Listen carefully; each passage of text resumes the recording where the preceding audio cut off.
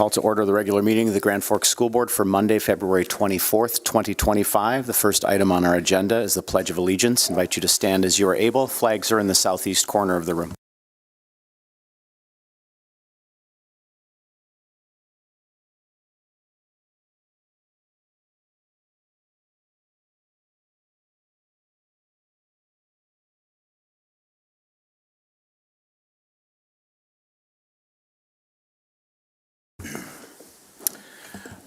Agenda item 1A, the reading of our school board meeting norms. Mr. Clevin. Thank you. Number 1, be prepared. Number 2, be on time. Number 3, value and respect each other. Number 4, exercise thoughtful deliberation and conversation. Number 5, be professional at the board table and when visiting with the general public. 6, speak up when the norms are not being followed. And number 7, advocate on behalf of students and keep the community in mind. Thank you. Before we move on to item 2, approval of agenda, just a couple items of note. Board member Joel Larson is joining us by telephone. And we also have an illness. So Twining principal, Mr. Chad Kritika, is out sick. So when we approve the agenda, I'll be looking for a motion to approve the agenda with the deletion of 3B. We'll come back at a later meeting with the report and celebrating success from Twining. So with that, item 2, I'd be seeking a motion to approve tonight's agenda with that one deletion. We'll take out 3B and come back at a later meeting. So moved. It's been moved by Mr. Clevin. Is there a second? Second by Dr. Hodak. We'll take a roll call vote. Lund? Yes. Palmasino? Yes. Flynn? Yes. Anderson? Yes. Clevin? Yes. Manley? Yes. Larson? Yes. Hodak? Yes. Berger? Yes. 9 yes, 0 no, 0 absent. Motion passes. Item 3A, classified and certified employees of the second quarter. We'll start with the classified employee of the second quarter. I believe this is Darren King.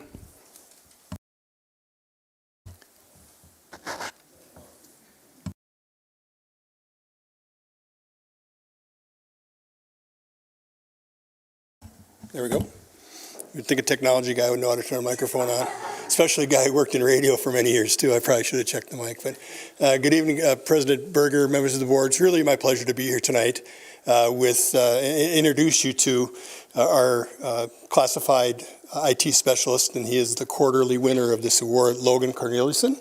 Logan is, like I said, an IT support specialist, and I'm just starting to get to know all these folks, and I'll just tell you my little story with Logan as I started to get to know Logan.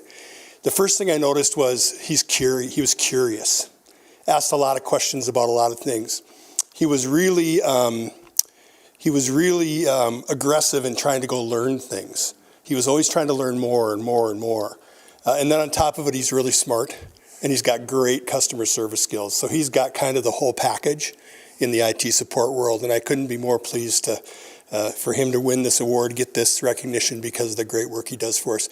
The reason really why we nominated him, not because of all the other great things, was because we had an IT support specialist go on long-term leave, and he just stepped up and doubled his workload for about 3 months. Went from 6 schools to 12 schools and just took responsibility for it and just got the job done without much of a blip. So we're just really thankful Logan's part of the team. And you want to say anything there, young man? Oh, okay, he doesn't. That's okay. It's okay he doesn't. So anyway, thank you for that. Thank you. Thank you very much. Yeah, absolutely.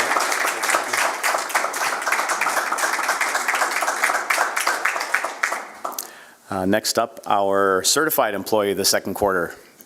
So Valley Principal, Tad Chai.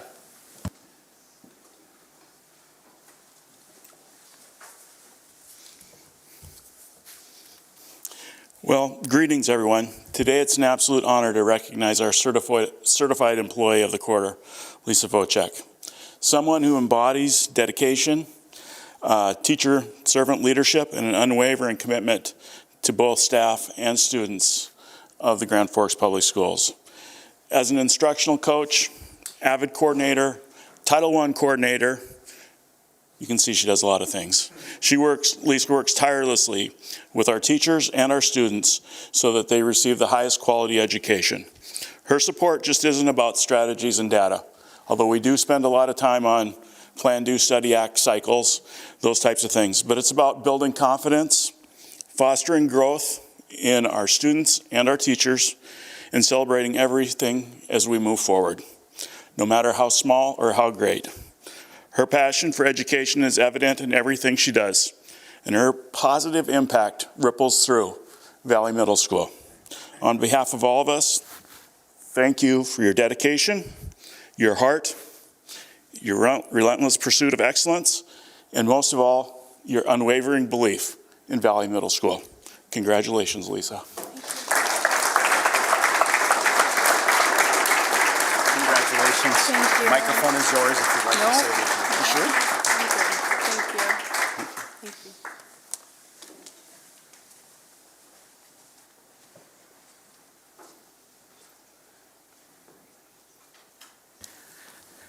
Move on to item 4, public comments. We're about to enter into the public comment period for our meeting. Although state law does not require us to hold a public comment period, we have chosen to do so because we believe it is crucial for us to hear from our community members about their concerns and issues. Having said that, please note that the board is here to listen. The public comment period is not designed to be a discussion. Accordingly, please do not expect board members to respond to your concerns or questions now. This is because we take your concerns and questions seriously and want to have sufficient time to process and research issues if need be. We will, however, respond to your questions and concerns at a future meeting or have proper staff get back to you at the appropriate time. I also want to point out that under state and federal privacy laws, we are unable to entertain any comments or questions about school district personnel. Please know, however, that we take personnel concerns very seriously.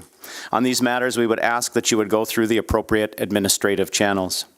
Finally, we recognize that right now in our nation and in our community, we are polarized on a number of issues. That said, we want our school board meetings to serve as an example to our students that members of our school board and members of our community can deal with controversial issues in a civil manner and demonstrate mutual respect for one another. In that spirit, we will insist that all speakers and members of the audience maintain civility and respect for any divergent views that others possess. We ask speakers to please address their comments to the board directly. Finally, I want to remind everyone listening that you may submit written comments to the board in lieu of speaking during the public comment period, if you so choose. The board will now entertain public comments. Each individual speaker is allotted up to 3 minutes. The individual time limits will be enforced so that all members of the public who wish to speak may be allowed to do so. At this time, I have one comment card that has come to my attention. Are there others who wish to speak during the comment period tonight? If so, please make your way forward. I'd like to invite Megan Olson to the microphone. Brandon Bombach will help you get that turned on, and away you go.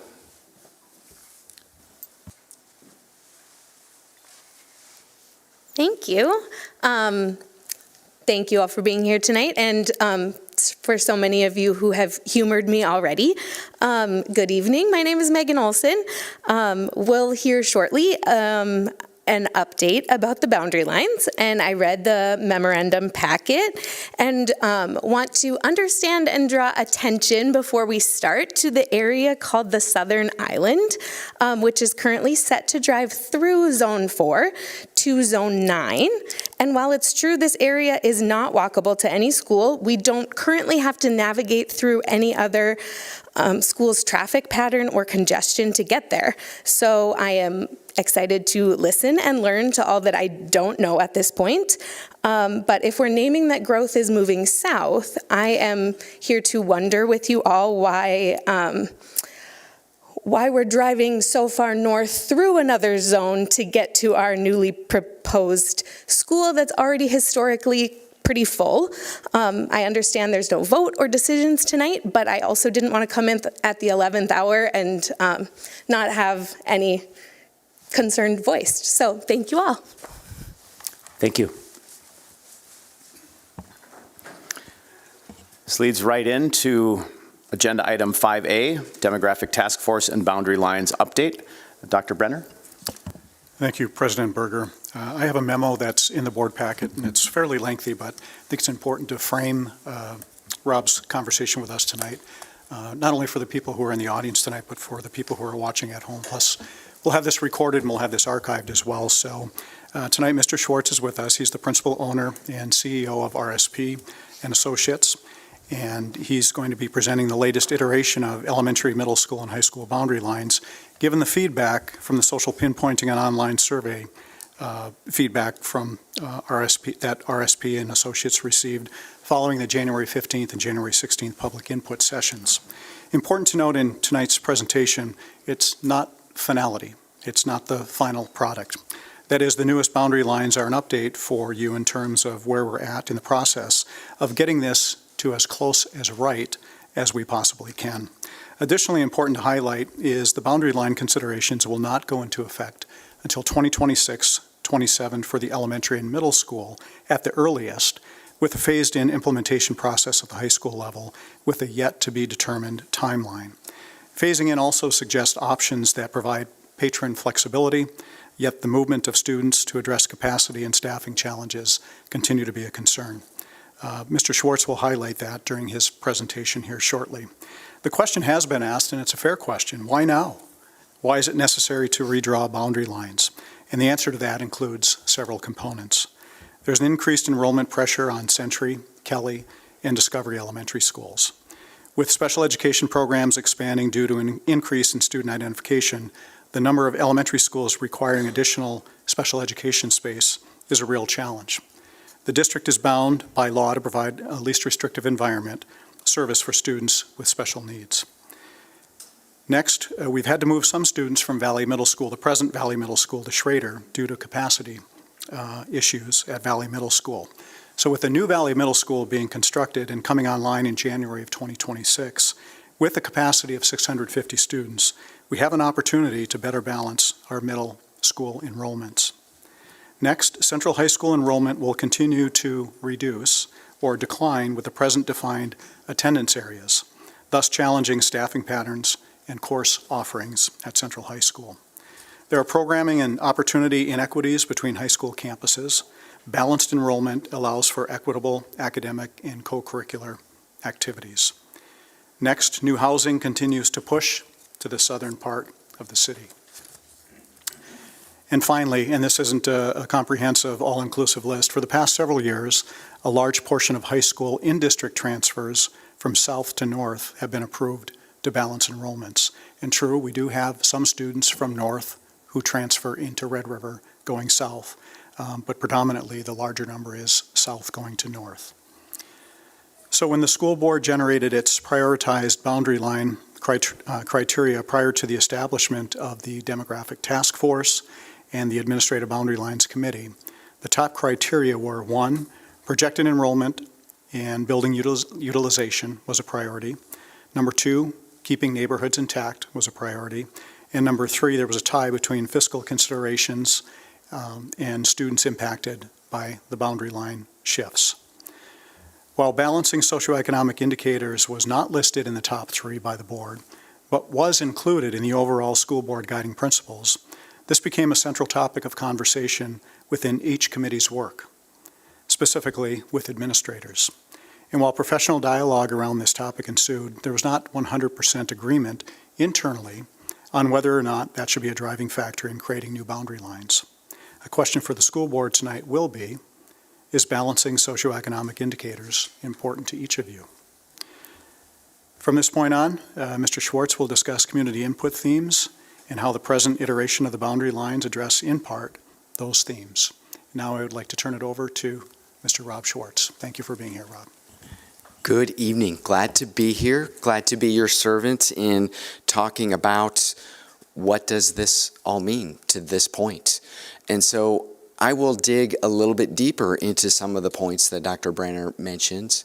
I'm going to for sure focus on what we heard from the social pinpoint survey, and then I'll talk about the evolution of how we got to this revised plan and things for you to consider that I would classify as trade-offs. There's always challenges in these plans with definitively saying this must happen in one particular way.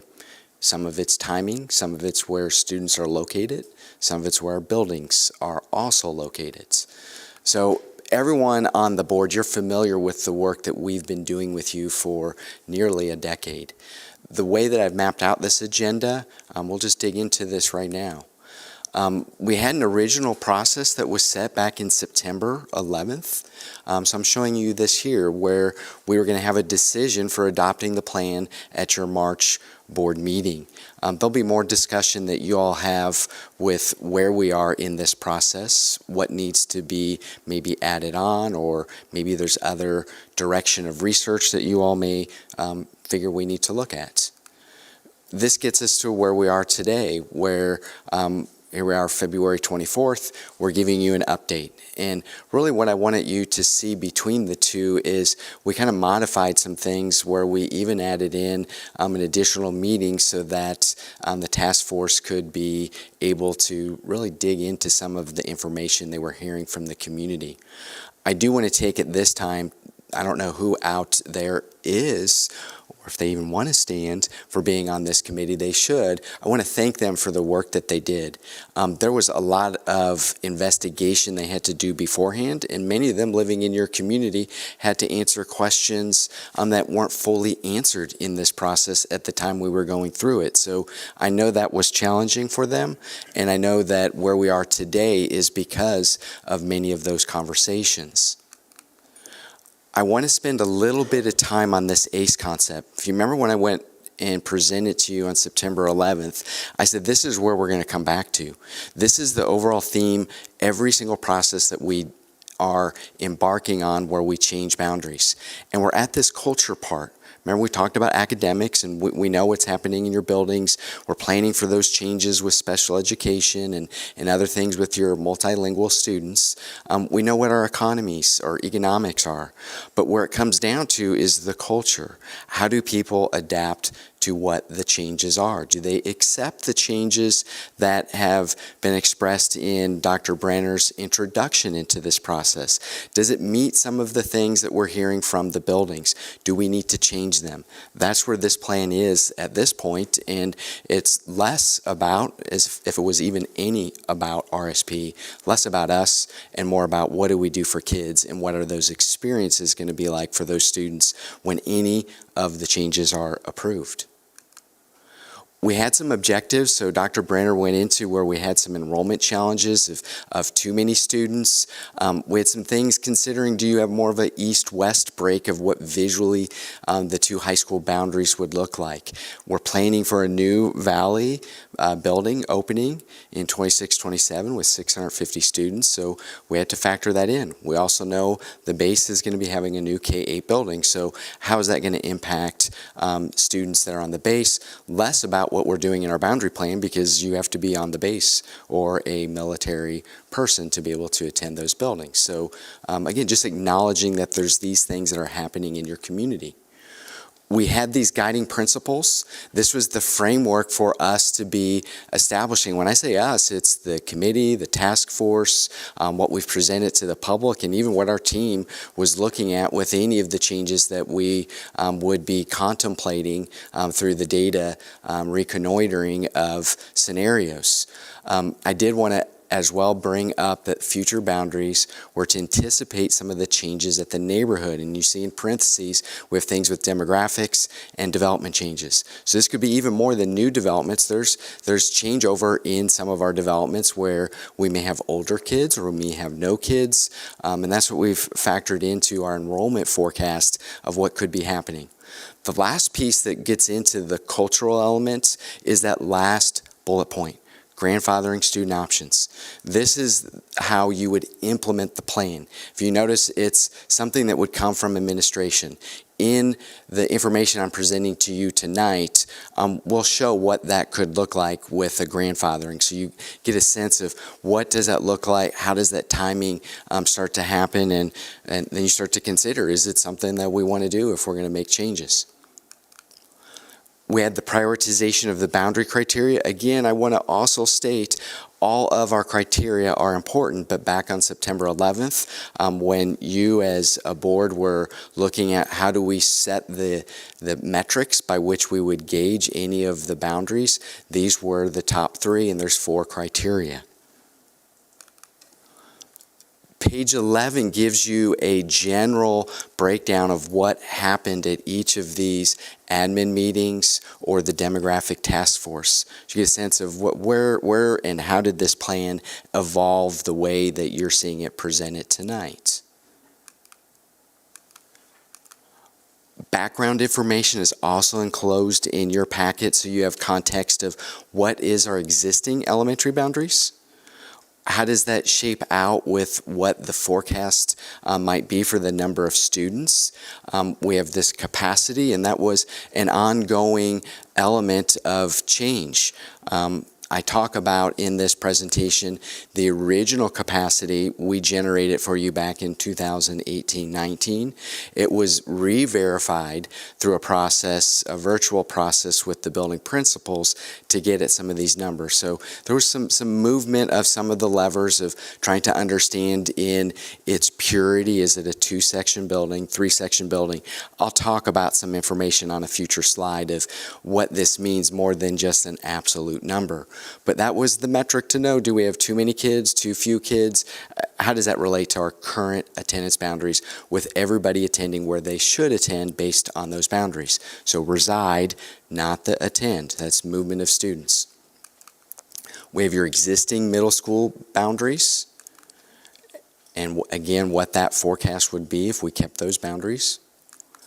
And then your high school attendance zones, and then what that would mean for your current high school boundaries. We created this Census Diversity Index. We've changed a few things along the way, so for clarification of people that see this, column 1, we changed to diversity of the population. This is all census data, so this isn't anything looking at your student data or the students that are in your building. This is those census block datas that are from the short or long forms that were filled out. The education attainment isn't what you're able to get with a GPA. I would hope you have higher GPAs than 2.0, right?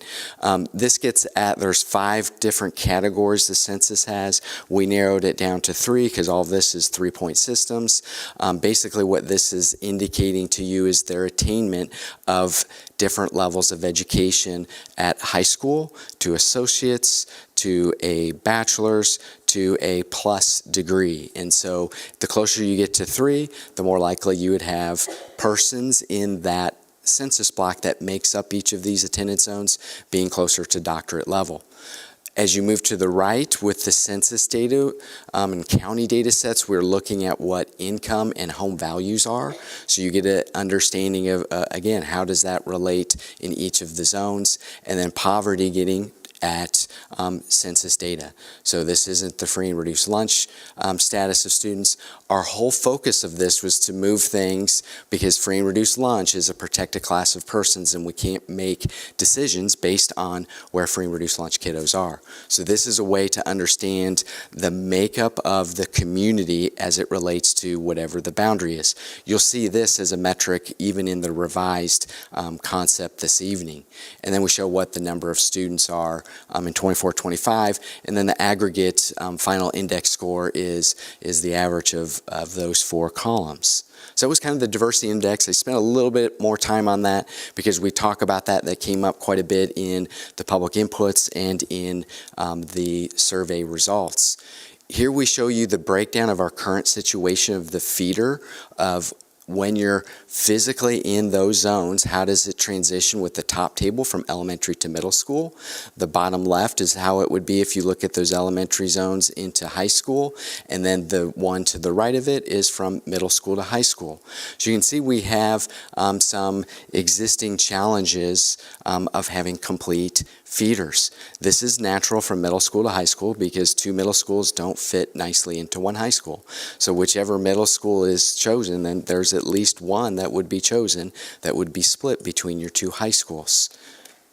There's a lot more we can talk about feeders if we want to get into that.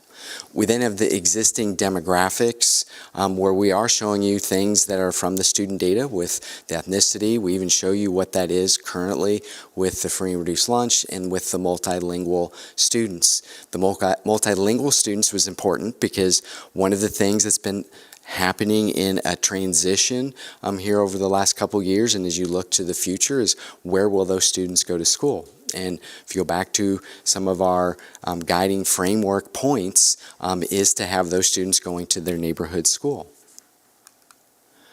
We also, in order to help address some of our challenges of where students are, where facilities are, and in some cases where facilities are not, or where students are not, one of the questions that was asked with our committee is, how did we have so much residential development built so far south without there being facilities, right? So another way to ask the question of how do we get kids to these buildings sometimes is related to where we don't have buildings.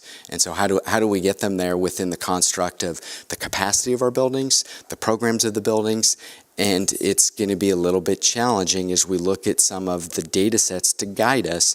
And that was kind of the point of this visual, was to illustrate where we have kids physically at and how does that relate to capacity.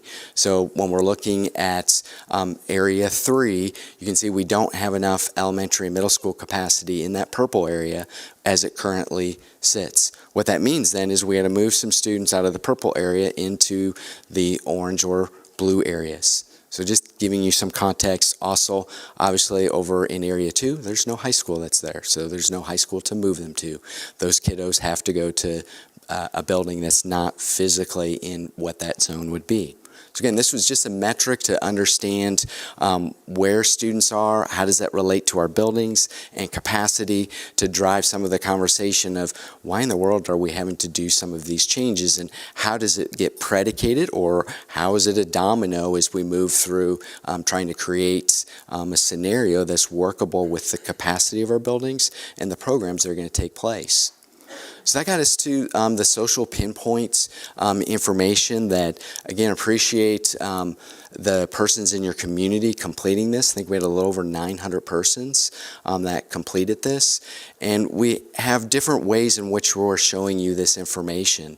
So what were people thinking that took the survey, whether they were at the public inputs or they took it later?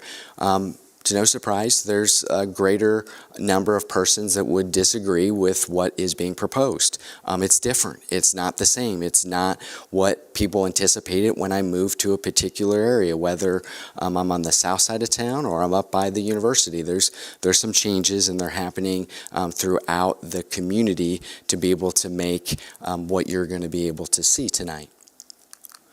We also broke down the themes that were occurring in particular elements, and I believe we have 7 different categories on this page. I'm not going to read through all of them, but you can get a sense of where people's sentiment was, and these were things that we've tried to work through in some capacity. Some stuff, and Brandon, nice suit tonight, you must have got the memo. Some things that we've even worked with Brandon on with some of the financial implications. We're not going to know all the transportation until this plan is put in place, and that plan doesn't get put in place till 26, 27, right? So we don't really know who the riders are. But what we do know is when we look at these boundaries, how does it start to impact who already would be on a bus versus those that would maybe need to get on a bus to get somewhere? How does this impact areas where we have crossing guards or other mechanical devices to safely move kids across the streets? Those are some elements that, again, as you start to look at some of these things, there's not one thing that's going to make this revised plan perfect. There are going to be holes if we look at this from any one particular lens. So I'm not up here to tell you this is a perfect plan. It's a plan that's really addressing a lot of the things, and I'll kind of walk you through that when we get to the plan that we were asked to address here. We also broke those survey comments down to what we were specifically seeing with each of the buildings. So again, you get a sense of down to that narrower level, what people were thinking. And is there a way that we can accommodate some of these things? That was kind of the next step. That's what I asked our team to do. How do we start to address this? But everything went back to our guiding principles and our prioritized boundary criteria.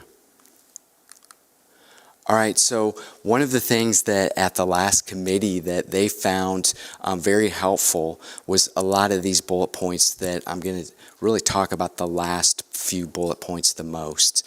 And it's really getting at, there's no magic number that says when, for instance, if you're a 2-section building, that would say you would be providing services to 224 students. When you hit 225, it doesn't magically become something where, oh no, we got to change a boundary, we got to change a program or whatnot. But what we do know when I provide that range to the right of what you would look at for a 2-section, 3-section, all the way down to 5 sections, the closer you get to that higher range, that means you're going to be at the higher side of what a class size would be. And that also may put you in jeopardy of, do you have the right amount of physical classroom spaces if one of those grades would need an additional section to provide the right space for that education to take place. It's really easy at the elementary level. I'm probably going to knock this microphone over. Just wait. But as you can see, what I tried to illustrate here is how do we get at some of those capacities? And so I want to go back up to the functional capacity right above those ranges. So what was really important for the committee to understand is when we came up with what this functional capacity is, it took into account how there are other programs already taking space in the buildings. And so we were not going to displace anything with your special education. So if you have an ASD program or some other specialized program that's taking place in the building, or for instance, let's say you have resources that are using a classroom where you might have 4 to 6 adults in there to have different pullouts, we weren't changing that. That was staying as a part of a need for that building. And I think that was important to say there's some values of things may have to happen differently in these buildings because of the services the students need. They're going to continue to need to be evolved and adapted as you go through this process. And that was kind of the whole point of the functional capacity. How can we start to be proactive if we're seeing a need for some programming? How can we put it into some buildings and not negatively impact the program that you're trying to expand, but also the students that are receiving the gen ed programming in each of those buildings? All right, so from all that, there were some different things that happened from the survey, the conversations of what we try to establish at each of the grade bands. So at the elementary level, what was really came out very loud and clear was the closer you are to that elementary building, the more likely you should be at that elementary building. And that makes sense. Now, a lot of the changes when we go back to the public input was along the idea that we wanted to keep things compact. And so that was the conversation. And so we started to move some things with Phoenix and Lewis and Clark coming down into Viking. And then we had that domino, right? If we go back to the public input. So that was kind of how things started to track. And then it was some other themes of Washington. We didn't want to cross east and west across Washington. We wanted to try to establish that if you're east of Washington, here's some buildings you go to. I already illustrated in the analysis earlier with the 3 regions what some of our challenges are. So as we started to move into this, it became clear that the areas that were specifically south of 55th Avenue, I know it changes as it goes east, but generally 55th Avenue, those became what you're seeing in this revised as a island that could go to Viking. What that meant was the area of Viking that's west of Washington now would be going to either Century or Discovery. So again, trying to, as we start to move some of these levers, you can start to see there ends up being what I would call trade-offs. Areas that maybe at the public input were held, I'm going to say harmless, they weren't moved, this more normal of what you are seeing, now are changing because of our optic of how we want to address things. As we move to the middle school, it became apparent in our conversations that we're going to have one middle school that breaks. Currently it's Schrader. Here in this proposed plan, it would be Valley. And there's also was a move and understanding that we have an opportunity with a new building. Do we try to put more students in the new building? And so you start to see kind of, if you think about a dial, things start to move one way or the other to address where the buildings are and what school attendance zones are aligned up to it. Then as we got to the high school, because of making Schrader complete to Central, this moved things at the high school level where we went even further south. And I'm going to talk about some of those elements when we get to the map. So it started to move things in a direction where we get a balance of enrollment and we start to change some things that may be different from the standpoint of where you bought your house and where it's always been. And one of the things I think as a board we talked about, we knew on September 11th, we're going to be pushing ourselves in directions that we've had some many conversations in the past, and now we have some data, we have a process. How do we need to move things in the direction that you're seeing in this revised plan? The last piece that we have on here is this grandfathering and student options.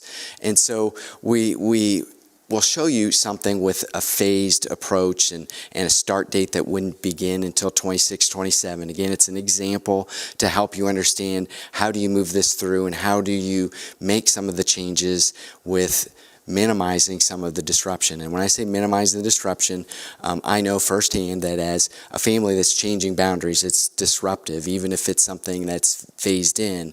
We'll talk about the phasing and how that becomes a little bit less disruptive. We also added in a component that the capacity of the buildings will also be something that you have to consider in a grandfathering, which would also include what programs are there. So we've had some different conversations with the task force about what's happening in specifically the high school buildings. There may be something different. It's driven by students' feet, right? You probably have heard this before at your board meetings. It's, if I'm interested as a student to be in one particular social studies program or math program, I'm going to choose that, right? And so we had some conversations about what that means. Well, that's going to be a factor too as you look at anything with grandfathering student options. So it's kind of our starting point. How do we start to give you some data to understand how do you potentially move in that direction? So again, here is the revised committee updates. And so some of the highlights here are obviously if you're on the Air Force Base, you're staying at elementary school there, right? The big changes that you see is south of 55th Avenue. That gets taken to Viking, the area that was in Viking, west of Washington. Portion of it goes to Century, a portion goes to Discovery. Now, how we're able to work this, remember I said in that lower zone we need to move students out. What we start to establish here is Lake Agassiz comes south, and I want to do a throw out because I've been pronouncing this wrong so much. Last night I was talking with 5 ladies, and they said, Rob, you need to think of Demers. So Demers, right? So saying the name correctly tonight, but shout out to them.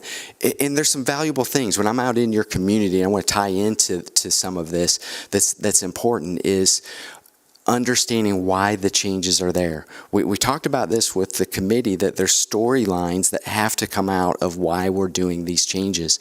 Because I may be in an area where I don't feel like there needs to be a change. Everything is normal. So Lake Agassiz coming further south allows us to get some students that are on the south side up into the northern end. When you start to look at this with the middle school on these maps, that dotted line represents those existing boundaries for each of the buildings. You can see how this is going to start to establish Schrader coming north and then having its southern part in the rural area no longer associated with Schrader. So a few of those rural kids. So this is generally what the middle school boundaries in the revised. It's more telling how does the middle school then go into the high school. So Schrader becomes complete to Central, and south is still complete to Red River. And Valley is split between Central and Red River. To come further south.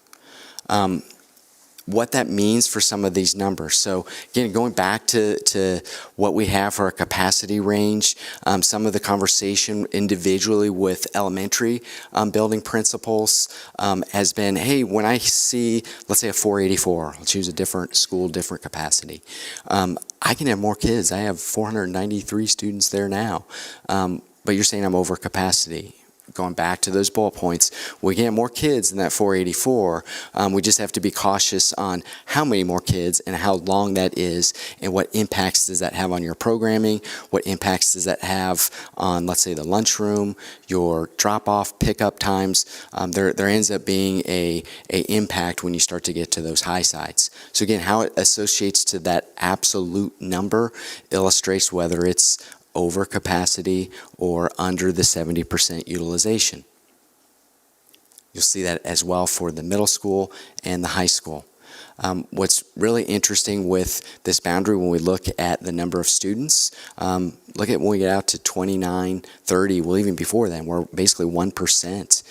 If everybody went to the building with no transfers, you physically live here, as you're seeing all of these changes that happen naturally in each of these planning areas, we have a pretty equal number of students percentage-wise moving through the system, within about 100 students in each of these buildings. I want to talk a little bit more about what you need to take from this diversity index tool. This is just a way to evaluate, again, the population. And when I say population, the people population.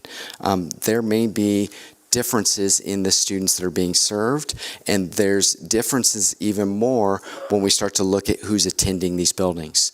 So for instance, when I have a multilingual program that's concentrated in one building, that changes what the demographics are in that building.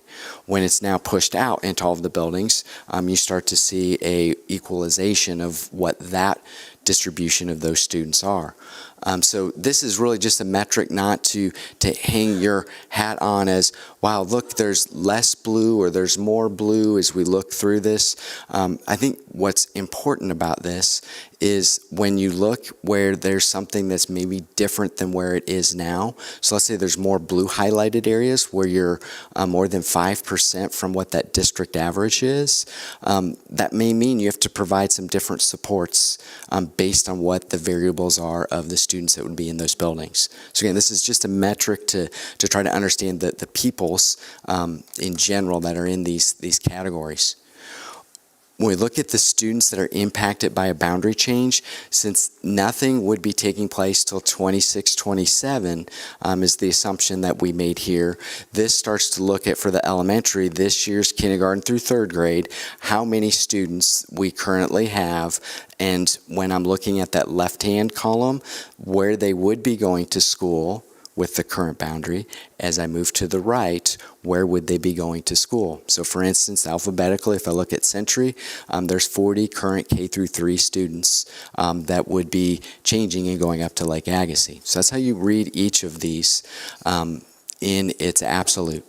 I also wanted to just give you a sense that if you said we're not going to do grandfathering student options for the high school, I give you kind of an understanding of a year prior, so we're looking at that bottom table of 8th through 10th graders, what would that be? And that's quite a few students, right? And so this is why we started to explore, and we told you we would get to this point, student options, grandfathering. The other point gets into feeders. So one of the things that really, I think, resonated with the group, the committee, is what you're seeing on this page. Along with being solid colors or blocking, was when we start to look at how students would move through the system. So if I move into a house at elementary, where am I going to go as I move through the system?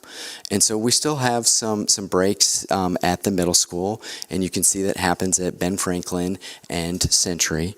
When we get down from thinking about those revised elementary boundaries and how they are associated with the high schools, it's a complete 100%. So if you think about that elementary boundary, 100% of it completely feeds either to Central or Red River.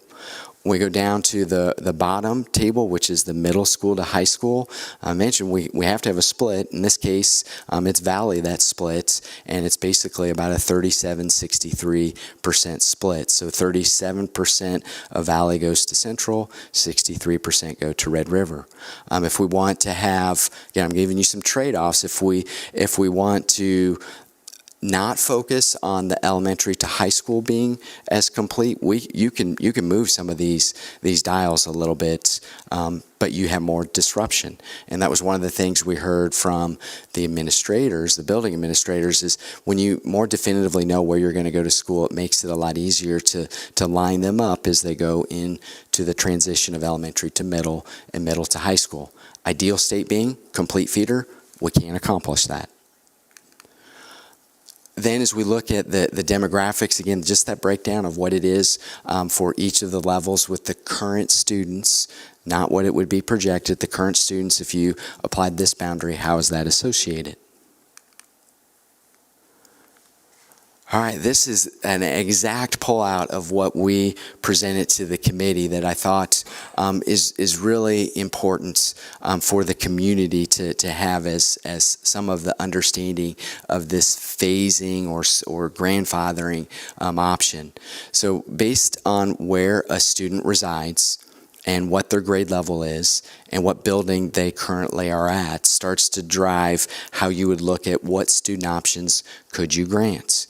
And so I'm listing off this example, and I have a visual that comes up that I think illustrates this a little better.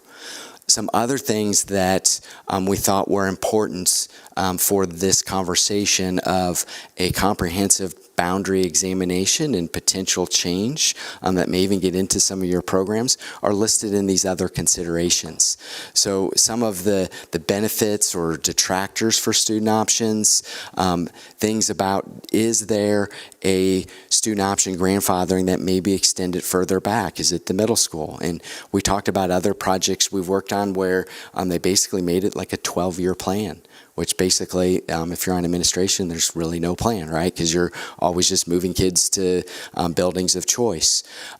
We also know there needs to be communication of what it's going to mean as we start to have more of these multilingual sites or opportunities in the buildings. And then we want it to be very specific about why student options, if it's just at the secondary level and specifically high school, why is it that? That's really important. But I think the last element, and this is why it's bolded and underlined, is how, and this is not any indictment that there's dishonesty happening. It's just, hey, we want to communicate that how the changes that we're experiencing in the buildings, they're different, and we're trying to make some changes proactively rather than looking in the future going, wow, if we'd have made those changes now, we'd be in a different, better place for how we serve students. So again, it's that storyline, it's that cultural piece that is really important. And I heard that at the committee level. I heard that even last night with these 5 ladies that I bumped into over dinner, where it's like things are changing in Grand Forks and how we're needing to do things, it's going to be difficult. And when I went around with those 5 ladies, quite a few of them would be impacted by this plan. So it's not necessarily popular, but it's, again, how do we address this and how do we do what's best for the students when those changes occur and whatever those changes are. So we evolve from that. So a little more about the phasing. I think this visual helps you see how it gets rolled out over the course of 4 years. And so if you implement this for 26-27, you can see that the 10th and 12th graders going into that school year, you would still be able to stay at your building. What we do know, this came up in one of our conversations, how many people might before 26-27 say, hey, if this is going to be the new boundary change, maybe I just want to go to the building that I'm going to be assigned to, right? We already have some of those choices with intra-district students that are choosing either to go from Central to Red River or from Red River to Central, and more from Red River to Central. So there may be some choices that may happen that also could get built into this. Year 2 in 27-28, you can see it becomes 1 less grade. And we also added in that it would be siblings that are coming up, that their older sibling would already be in the building, that would be eligible to continue in the building that would have that student option. We had other conversations about legacy families, and what we ended up determining on what we're showing you is that would start to put a classification of type of students and what happened in the past, and that's not anything that we wanted to see be part of what we're showing you tonight. So I want to at least pull that out, that there was some conversation. We wanted this to be uniform for every student, and it just happens to be where you reside and how that's associated to a boundary. We also worked with the committee with this consensus idea, and I'm giving you the results where I just was like, hey, where are you at with this revised?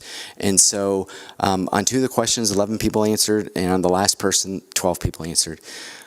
Why? I don't know. It always happens every time we do this. There's always someone that didn't answer completely on some of the questions. But this was just to give you a framework of, with the group that was there on the last night, where were they sitting with what was presented to them and how it started to get back with those guiding principles and those boundary criteria.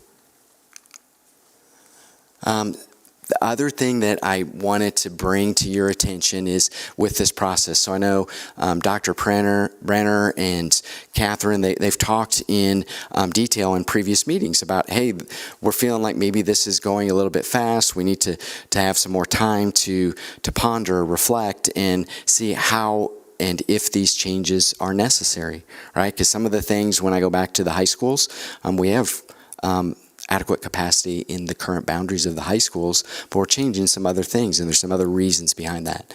So some of the things that you potentially could examine are highlighted here that could revolve from things that you heard at the public inputs, because I know quite a few, if not all of you, were at the public inputs, so you may have heard things. I imagine as you've gone to church, you've gone to the grocery stores, you're out and about in the city, you've probably heard other things. So you may want some of those questions answered.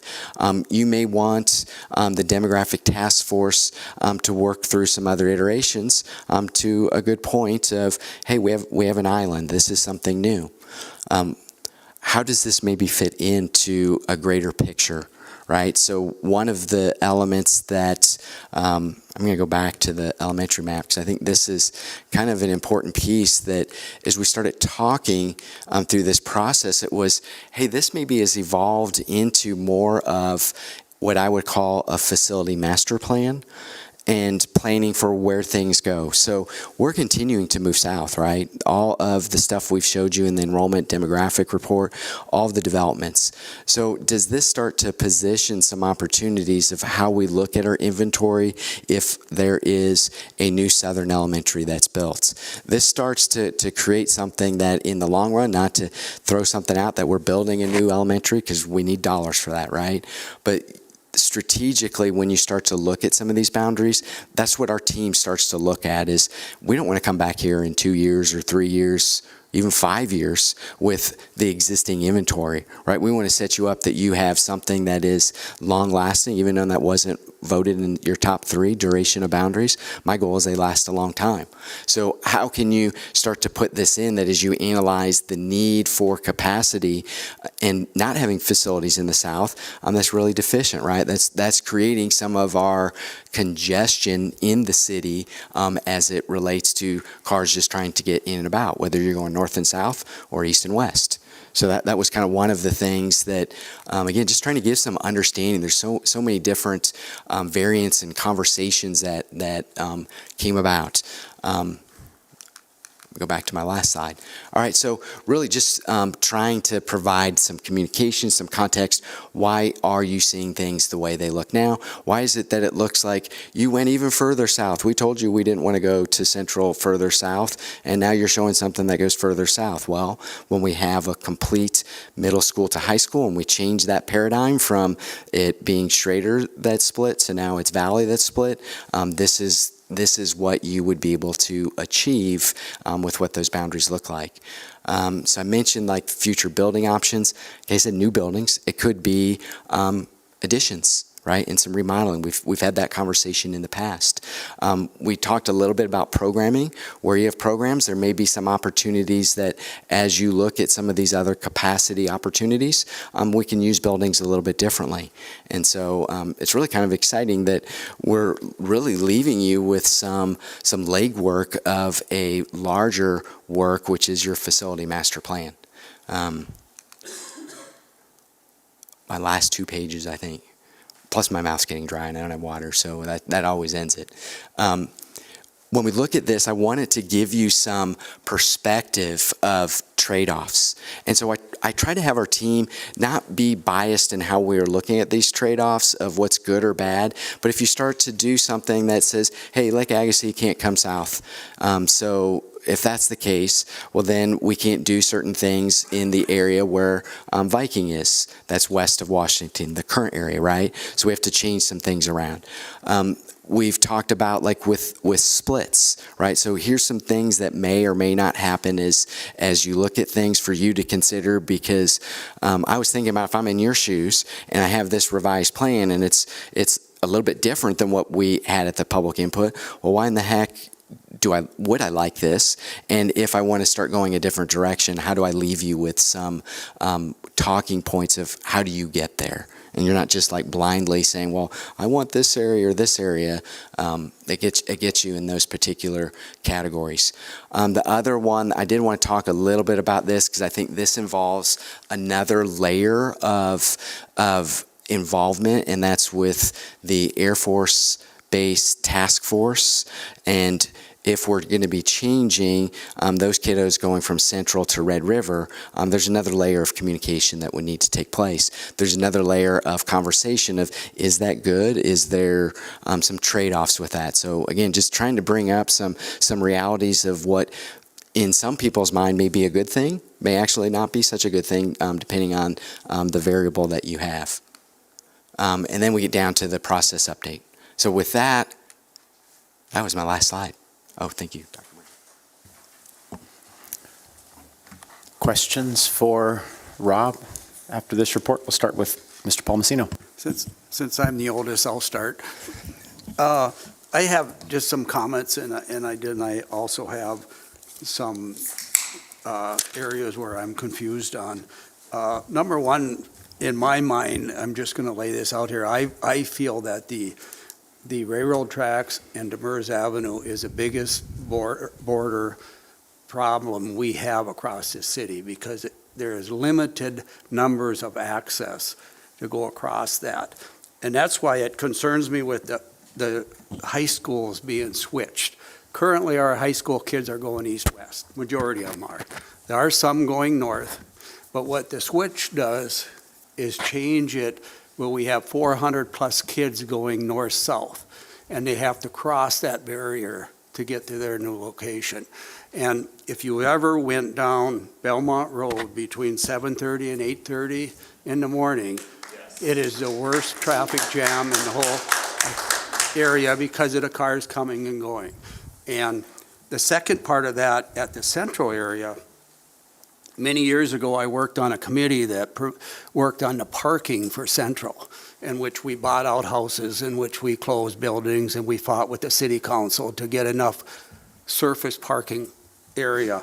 When you're adding 60-plus cars to that school, you will not have enough parking for those cars. And I'm sure somebody will say, well, just use the parking ramp. Well, most parents do not want their children parking in a parking ramp to go to school. That's what we got out at the last comment, or last time we did it and before. Those are my comments on the high school area. The comment on the elementary, I get confused on the Lake Agassiz issue. I go to Lake Agassiz probably twice a week with my grandson, and they are overcrowded, and I understand the option to move 65 kids from Lake Agassiz to Winship. I understand that. And they are on the east side of Columbia Road, so their distance between their houses and Winship or Lake Agassiz are pretty close. But in return then, we free up 65 spots at Lake Agassiz, which they need. But then in return, we're moving 40 kids from Century School across the one border, Demers, the railroad tracks, to go to Lake Agassiz. We gain very little in easing the number of kids at Lake Agassiz. I think the better plan for us, and being the oldest, Century School was built with the idea of having 4 wings on it. There are currently only 3 wings. You can add 4 to 6 classrooms on that 4th wing. And the lunchroom, the media center, and the gymnasium was designed to serve the four wings. So I think we need to investigate that before we force kids to kindergarten, K through 5, to cross that border to go to Lake Agassiz. And last meeting, I think I talked a little bit about having a public forum in which next year to visit more about this, because currently we have heard from 800 to 1,000 people, but I think we need to hear from the whole city. We have heard very little from Lake Agassiz area who are going to be directed to Red River. They may be totally opposed to that, but they haven't voiced their opinion on it. And I think in a public forum, we can give a presentation to the 250, 300 people who are there, break down into small groups, and then have back and forth communication of what we're trying to do. So I think our first goal here, and that would give us time to look at additions. You know, when we did a survey for the Valley Middle School project, one of the biggest things the public said is they would rather see us add on to schools than build new schools. And if we can add on to Century School, that would take pressure off of Discovery. It would keep the kids from Century at that school, and it would expand Lake Agassiz for more room. So now we accomplished 3 options there.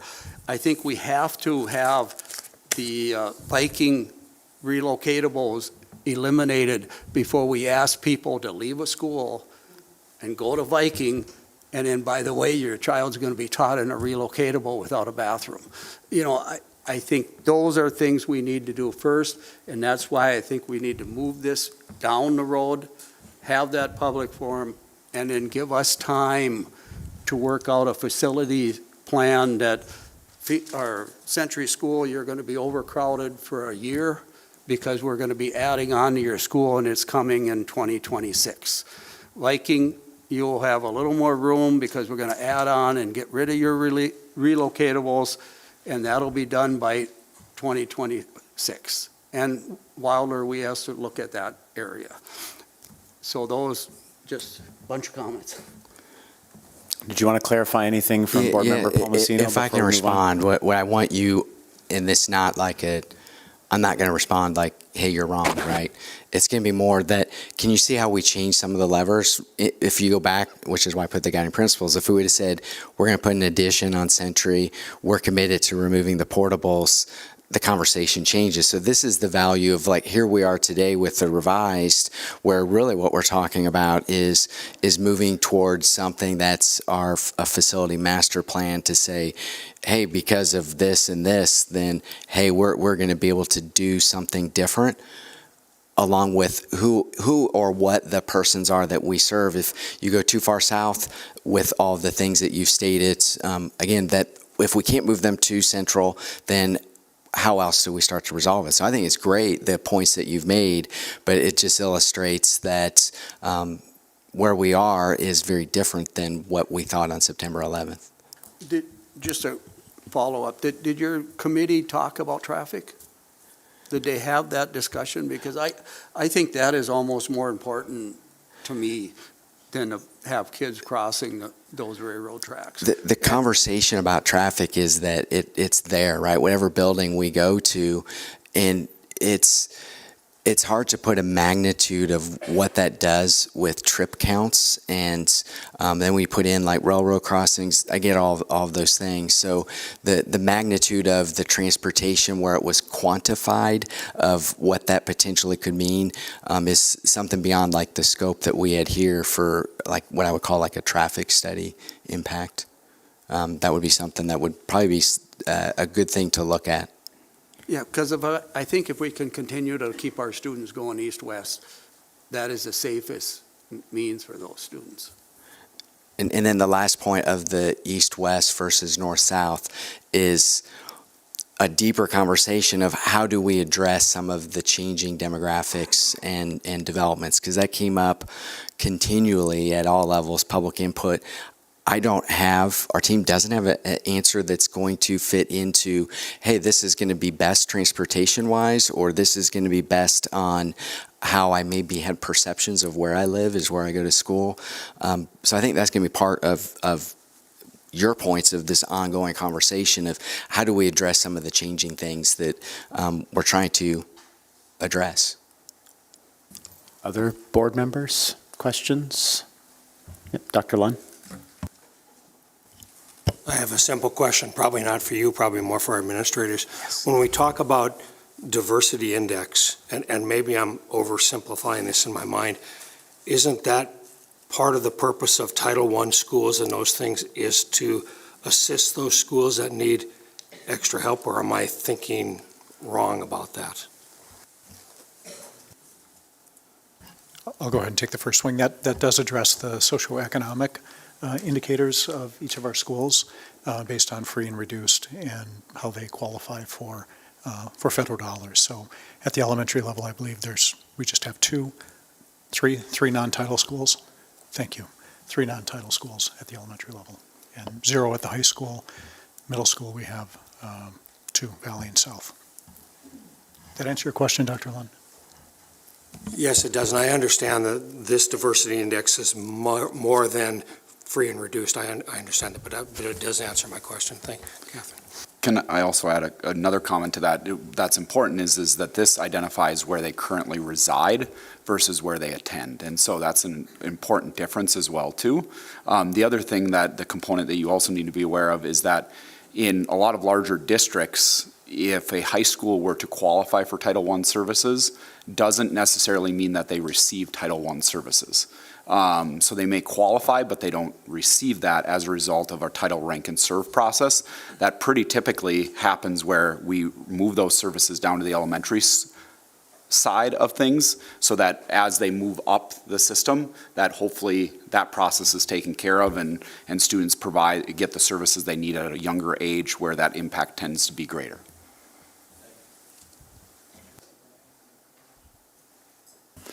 Other questions from board members? Dr. Hodak? First of all, I'm glad that tonight we're not making a decision on this because I have gone through every document, Rod, that has been presented and looked at and such, and I have a lot of concerns that I would want to see us address. And I think the first way we're going to start addressing them, the ones that I've been hearing, recording, taking down, and so forth, that public forum would be the place that we get. Because currently there is so much comment about, from the very start of the process, how the Demographic Task Force Committee was biased towards Central. So, and I have no stake, I don't have kids in this school system one way or the other, but that continues to be one of the pieces that is brought up. Also the fact that the data appears to be muddy somewhat. When I look at, and I'm focusing on Red River and Central right now, and I looked at the change of students exchange would be 330 versus 368. I believe those are your numbers. Then are we throwing one problem to a school system and not really dealing with what we need to be dealing with? I'm concerned then also as well that what are we talking about? Even Dr. Brenner, when we said the 4th bullet in your memorandum about that there are programming and opportunities inequities between high school campuses. If that's true, shame on us. I'm going to say it flat out, okay? Because I've always been a taxpayer in this school system since 2000. I've been a professor at the university. I've worked in those schools and everything else, and I can honestly say I've had the joy of educating those administrators. I've never heard of programming and opportunity inequities, that if a student couldn't get a class at Central, that it was being offered at Red River, the student was able to go there. So I would find that very hard to find out and ask about that. And then when we say equitable academic, what specifically are we addressing there? When we say extracurricular activities again, what opportunities are not being offered at Red River that Central has? There's some of those things that I still don't have enough of that information, so that's why I say, Rob, I think some of the data is flawed. I believe that there are voices that have not been heard.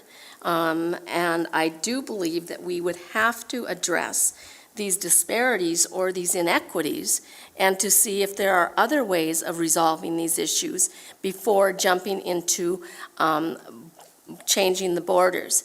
Because I think the other things that we haven't talked about right now is the fact that tonight we're going to be talking about the virtual high school.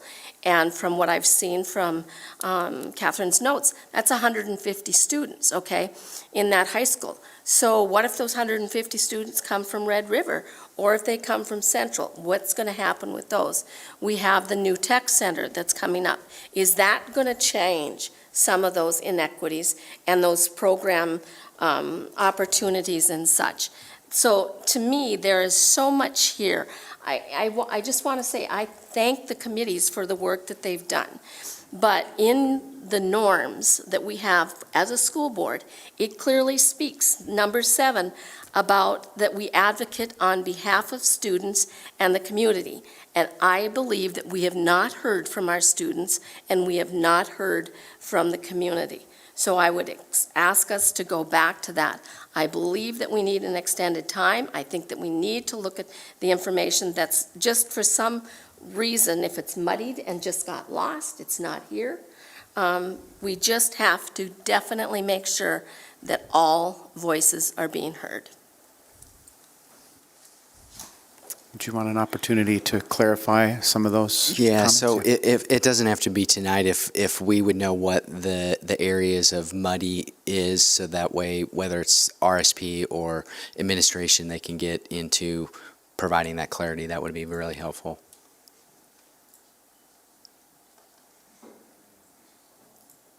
Other questions for Board Ms. Flynn? And then we'll go to Mr. Klepp. I have a couple questions first, and then I'll give some of my comments.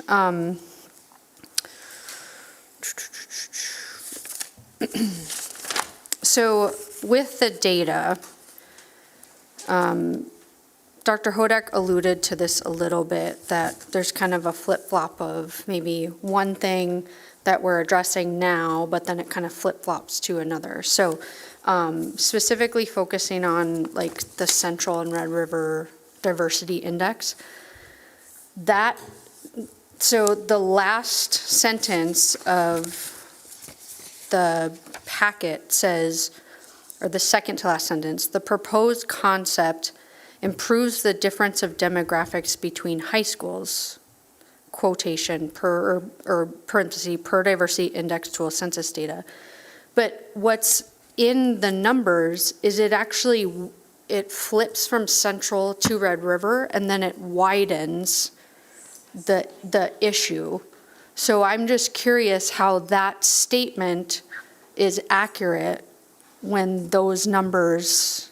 Yeah, so what it does is the 1.86, I think, is the number. So it's at Central now, and in the revised, that becomes, I believe, what it would be. 2.18.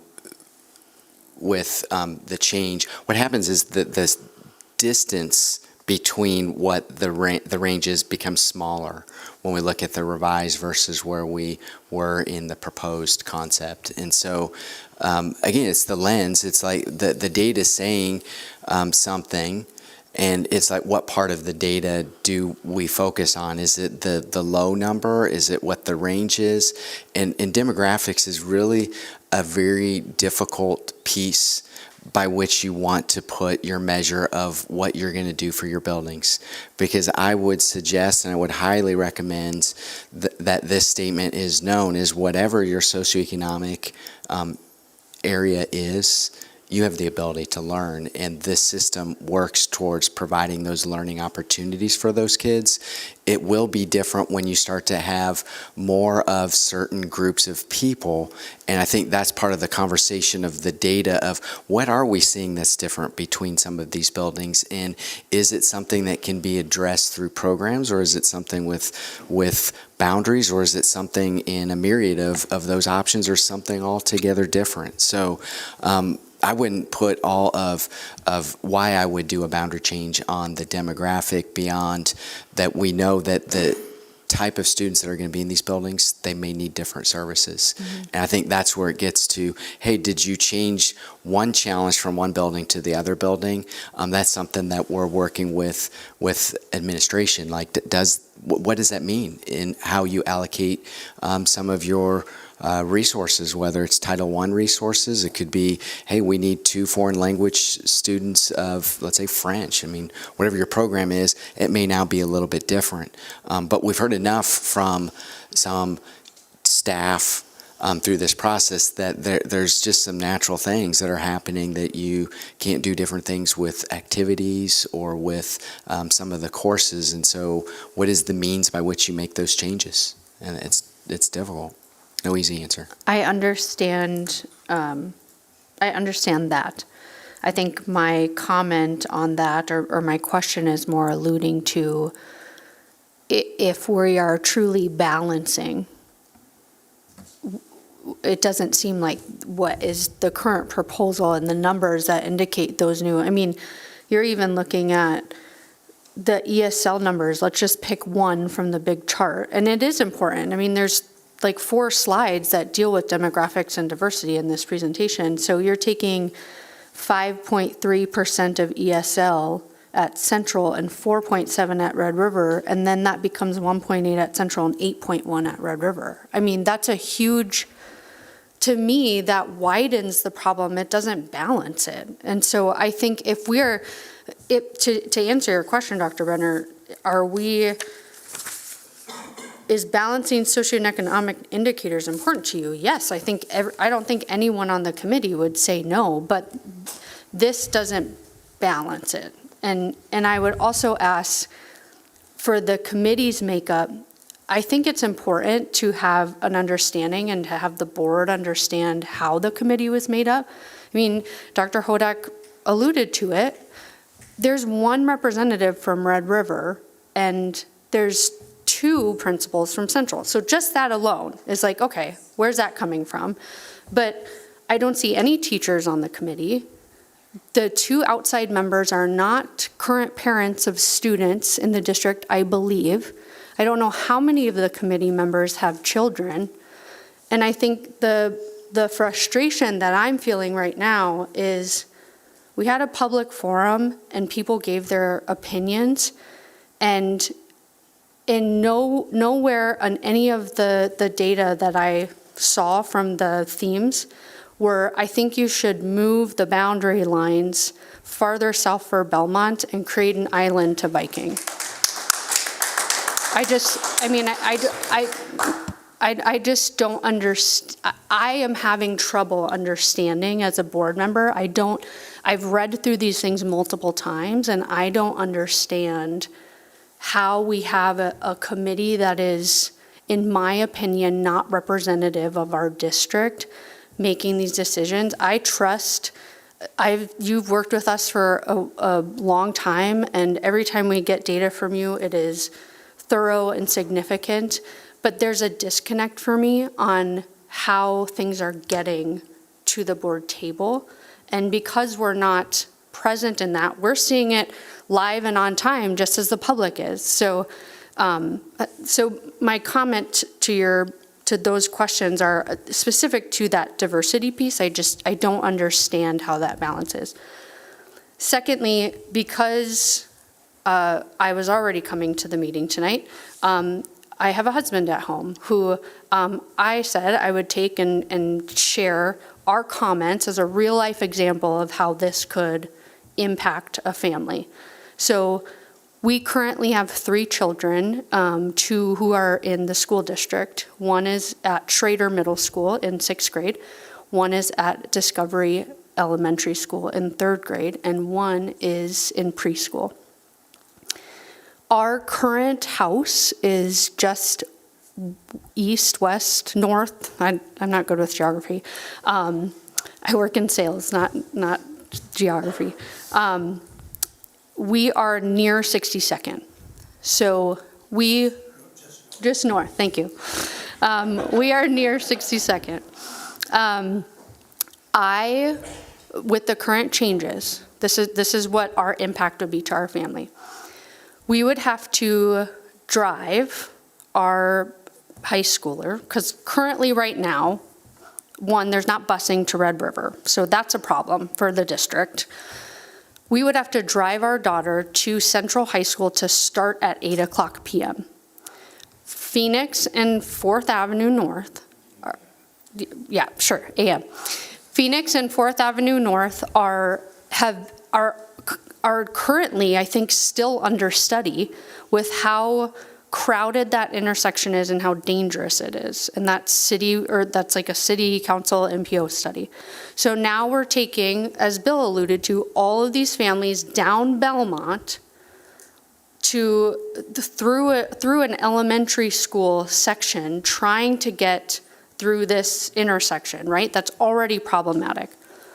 Then we would have to come all the way back to Viking and beat the residential traffic to have our son be in elementary school at 8:20, and then navigate through another elementary school, which, by the way, if we just went that way, we would pass on our way. And then we would have to drop our daughter off at Schrader by 8:40. It is a logistical nightmare. And we are privileged to have the flexibility to do that. I choose my own hours. I can work whenever I want.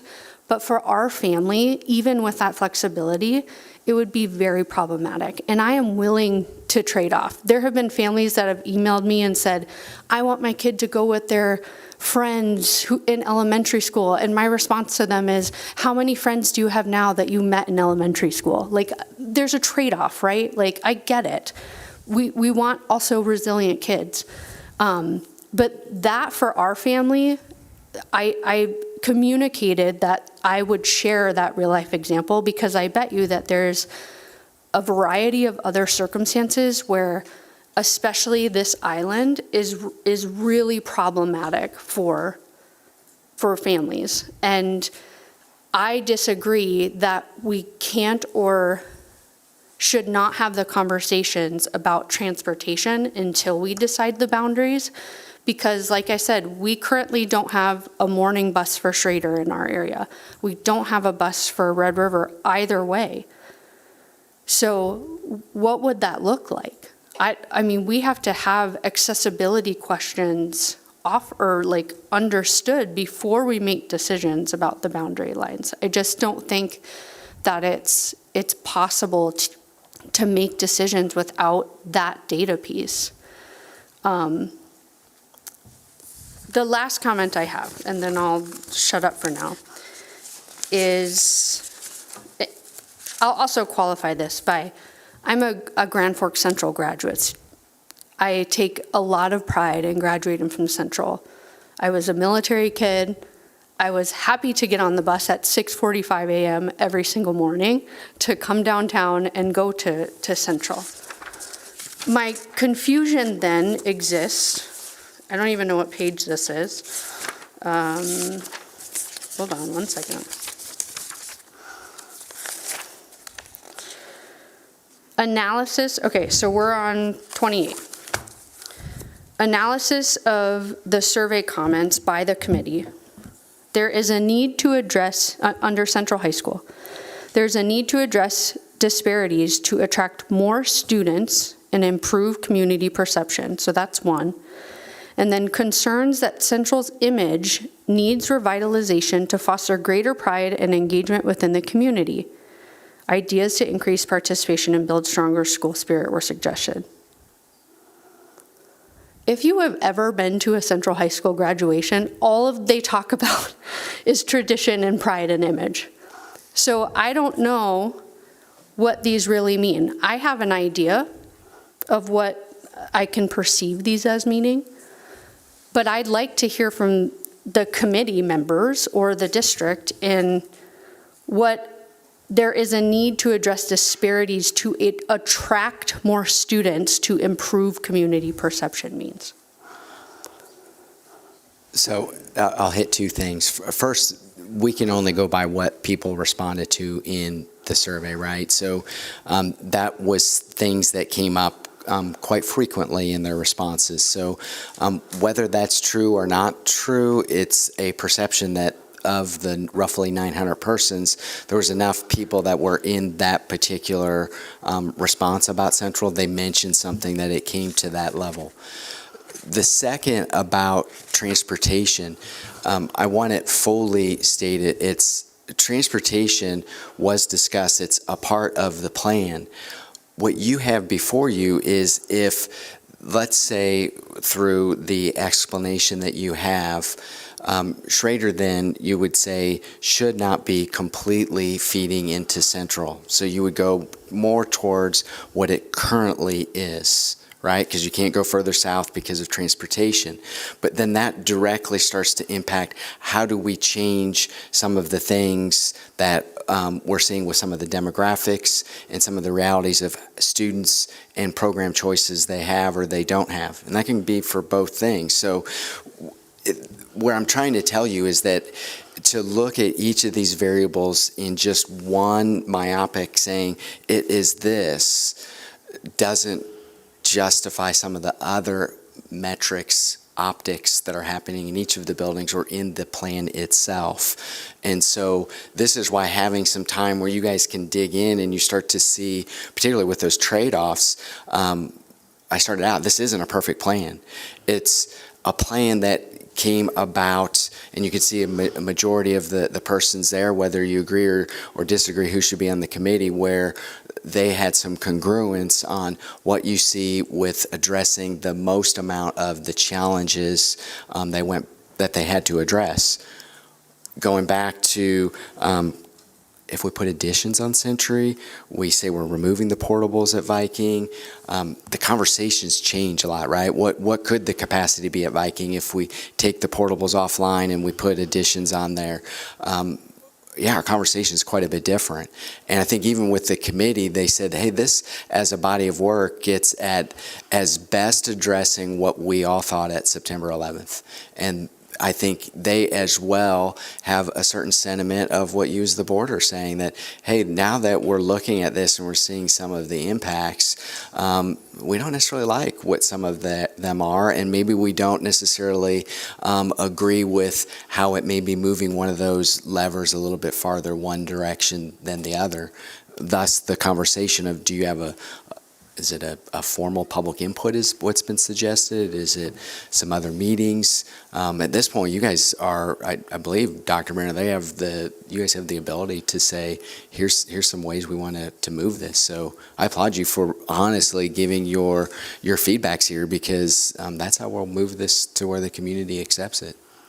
I'll give my solutions instead of my just disagreeing commentary.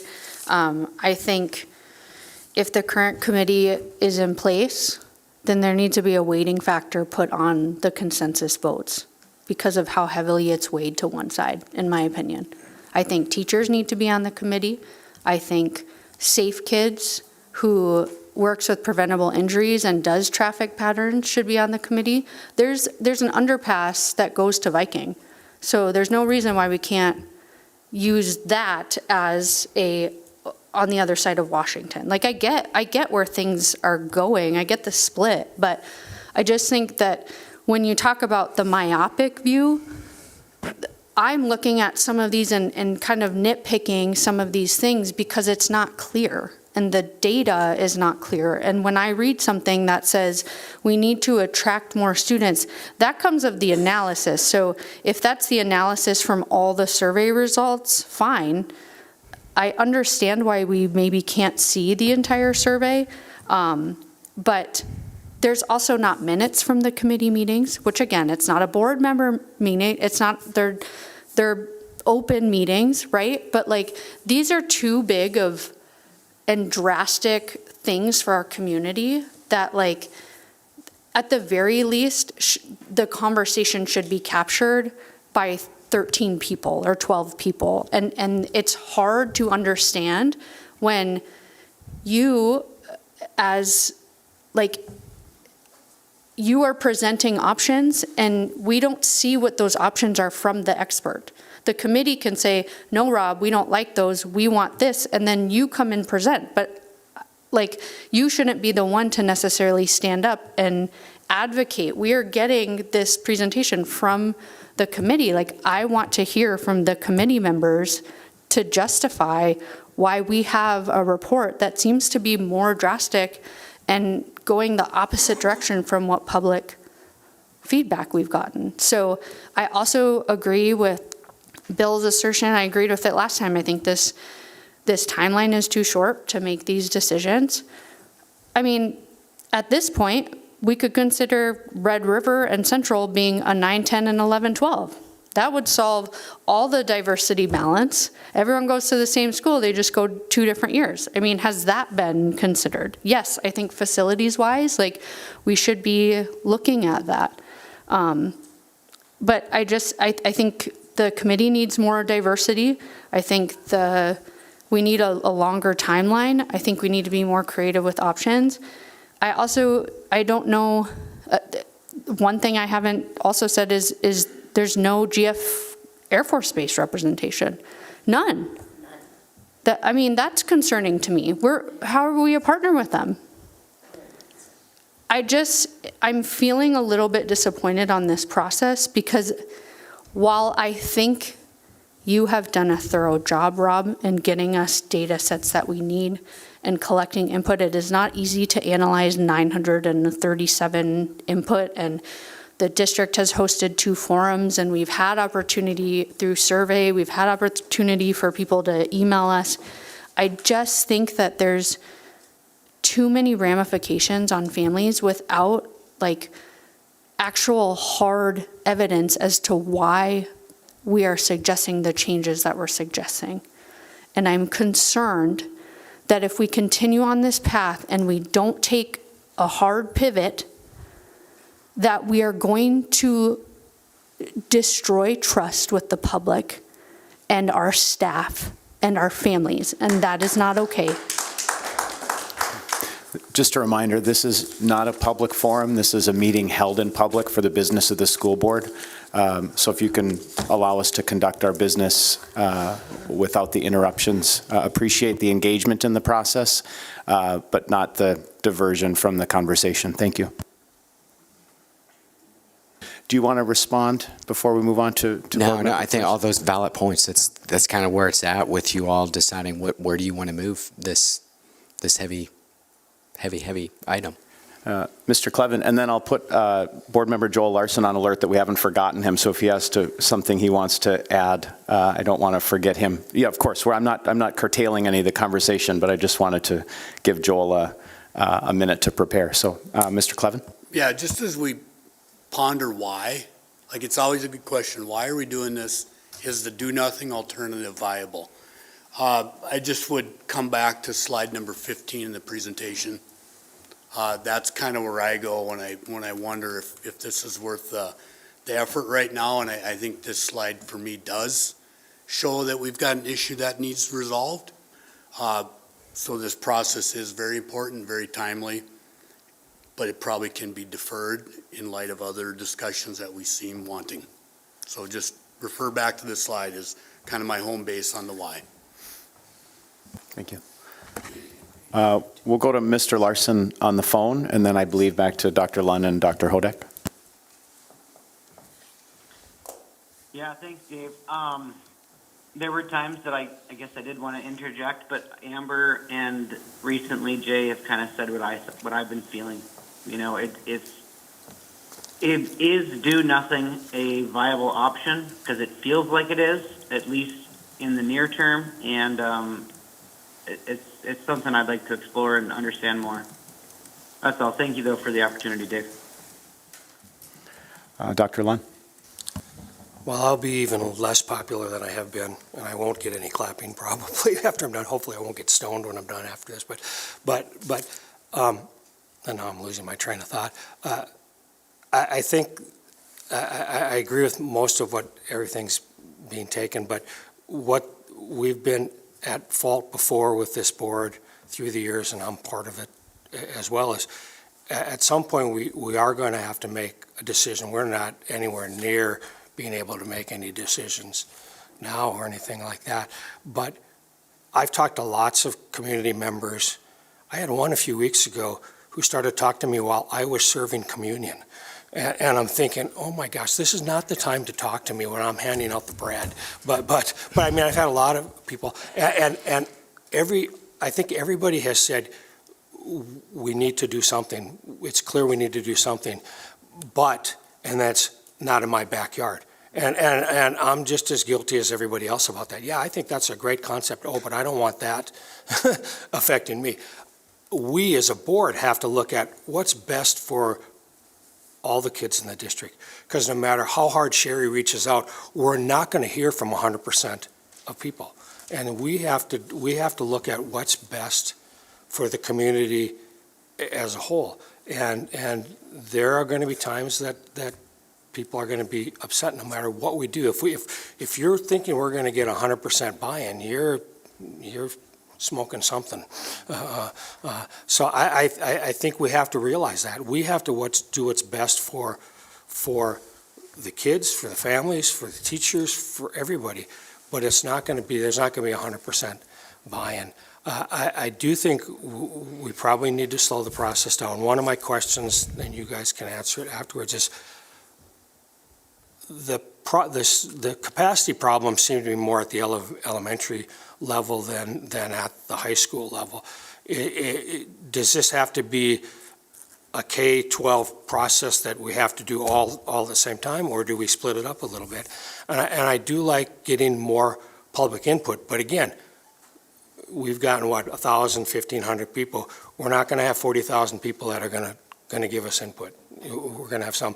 And I don't know why we need to wait till next February for a public forum. I mean, we have one, we have to be obligated in that year based on state law.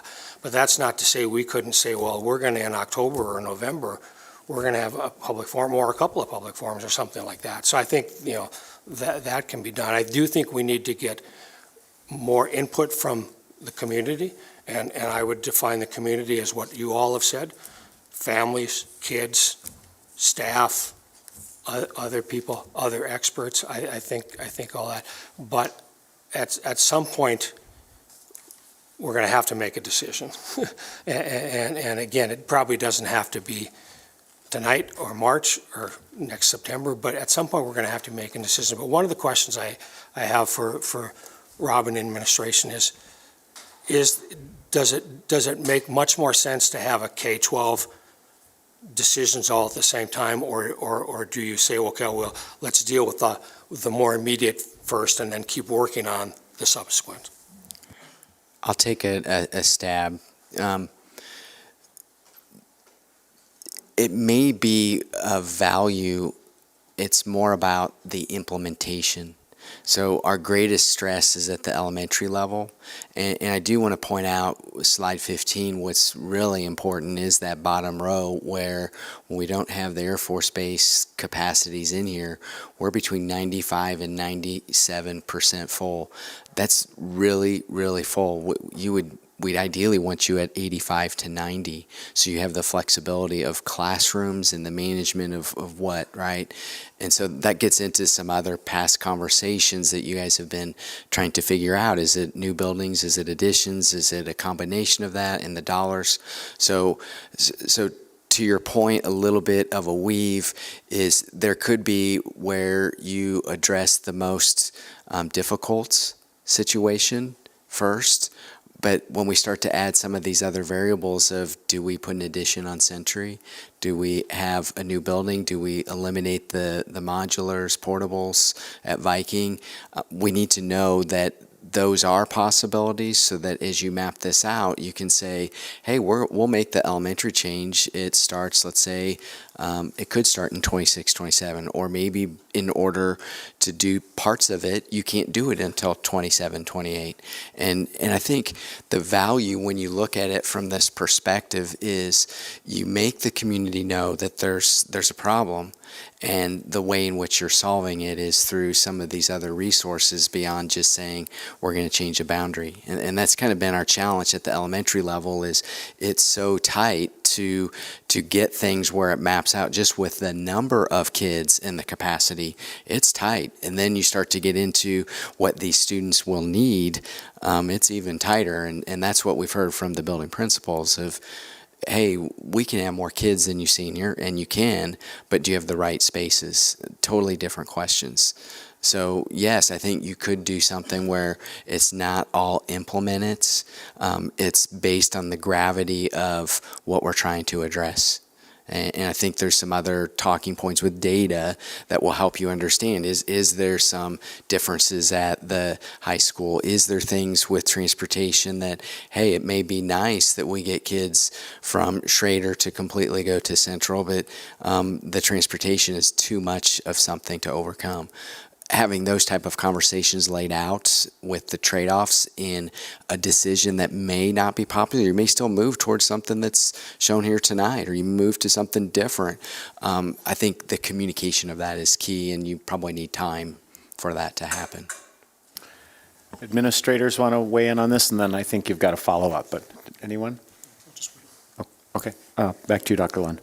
Well, the other dynamic, and I guess I feel bad for our administrators sitting around the room, is we're talking about changing the dynamic completely, talking about all of a sudden doing additions and things like that. And that's huge dollar amounts. That's not, we're going to put a $50,000 addition on. And so, I mean, I think that just that concept, there has to be a ton of discussion around that, because that also means going back to the public and saying, part of our way we're going to solve this issue with capacity is we want to add addition X, Y, and Z, but here's the dollar fiscal amount attached to that. These are not, I mean, it's easy to talk about, but that would be a major undertaking and would require a lot of thought, discussion, planning, and input from the public. To Dr. Hodak. I'm really grateful that we've had this opportunity to discuss. I think that we need to look at the solutions that are out there for what these issues are. Rob, one of the things that I was impressed with is the graphic explanation, that ACE that you've got, from academics to economics and culture. And in each one of those areas, you have different, I don't know if I would call them parameters or things that speak to address to that specific area. I would expect that we would hear from the individual principals or schools, 21st century learner. Is that evident in every school? Is it being done? College and career ready, so that I could start to understand more so some of these so-called inequities or disparities that are there. Because if I look at those and then talking to teachers, and I get, no, we all do 21st century. No, we all do college and career ready. We all are relevant and rigorous with our curriculum. Class sizes, we're doing everything we can to maintain them all across the board, enrollment and capacity. So then I keep going, okay, repurpose of schools. Okay, and people have said to me, well, we don't understand what that means. Well, when we start talking remodeling, additions, new construction, bond referendums, and all those sorts of things, that does go to the economics. And that information alone would be very beneficial to us as a board, to be able to understand what's possibly in the near future for us, and then long-term as well. Because then I also look at the culture that you have in that ACE, where you talk about athletics and activities, club and organization, student engagement, parental involvement, traditions, pride, and safety. Again, and I have been blessed to be in a lot of districts throughout my career. I don't think I have ever found a stronger district than this district and addressing these issues within each school. We have principals that are top-notch and expect the best for their school, and that they fight for that. So if we put all of these parameters, this graph together, and ask them to show us, I think that would be more beneficial for the people that are outside that are saying, there's no problem. We don't understand it. So that's all I'm going to say. Thank you. Other board members? Mr. Manley?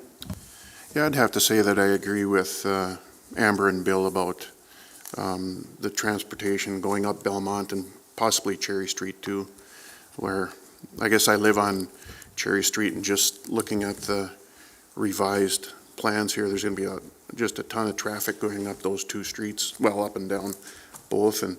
And with Amber driving past 4, 5, 6 times a day honking, and I'm going to have to take time on my day and wave at her as she goes by, I might need a wrist brace to compensate. But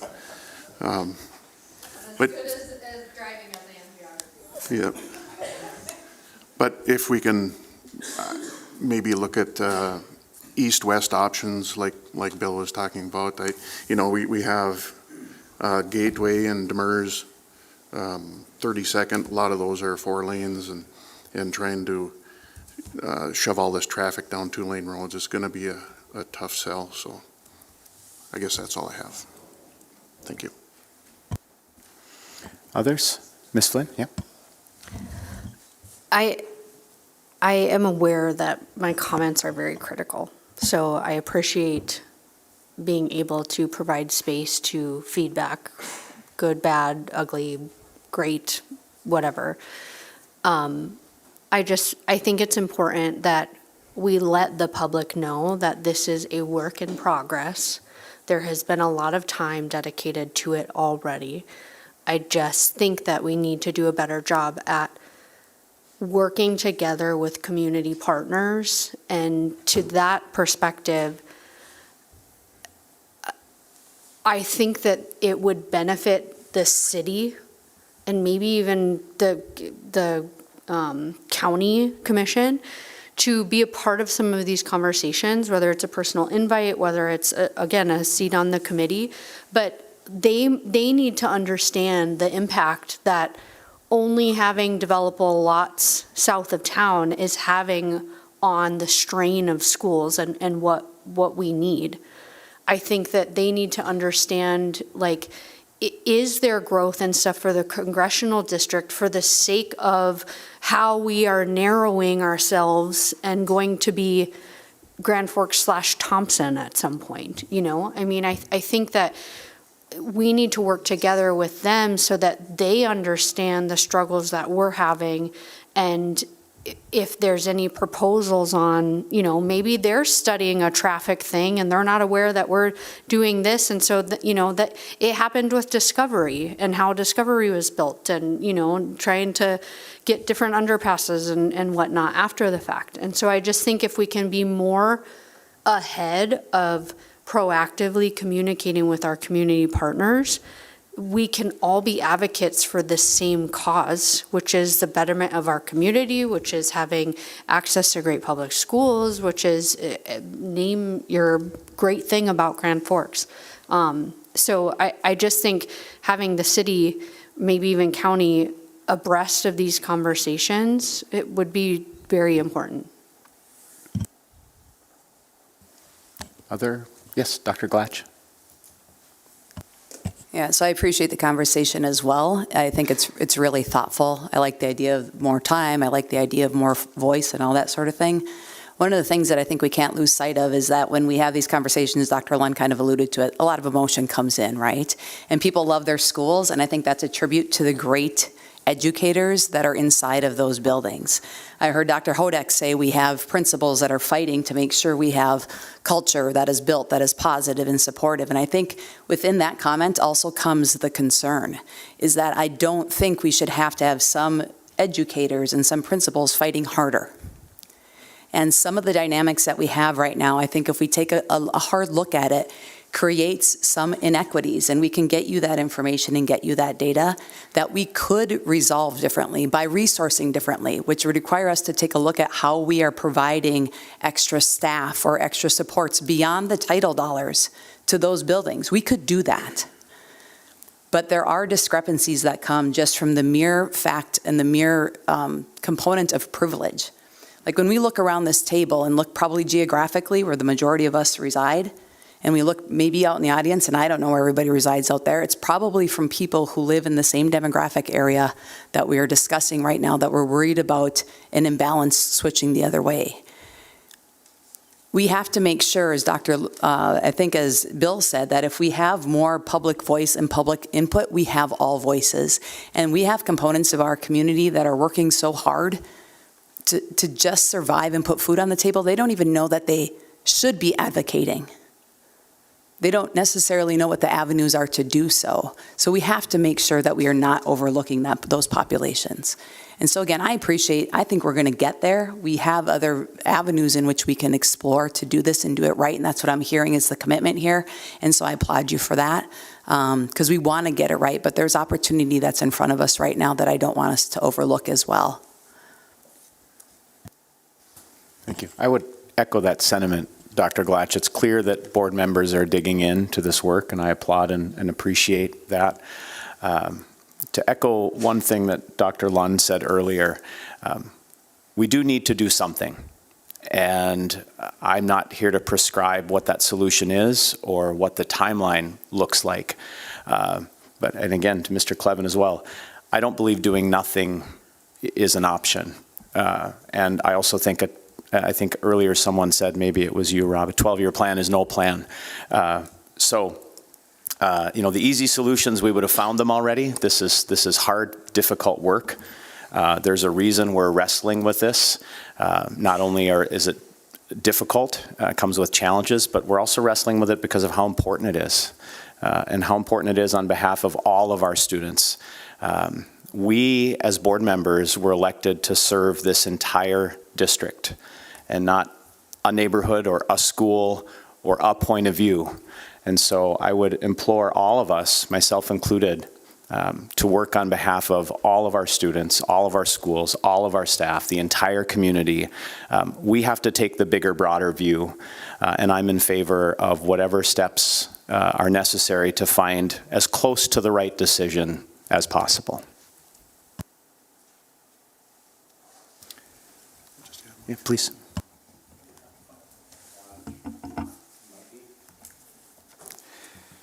When I was a building principal, turning around a school or turning around a school, it wasn't always about the end result, but it was about the process.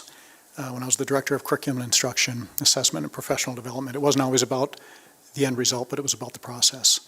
So I share those two pieces of information because while the outcome is still what I would consider far off, but not so far off that we're talking about the next generation, it's still, the process is going to be as important as the outcome.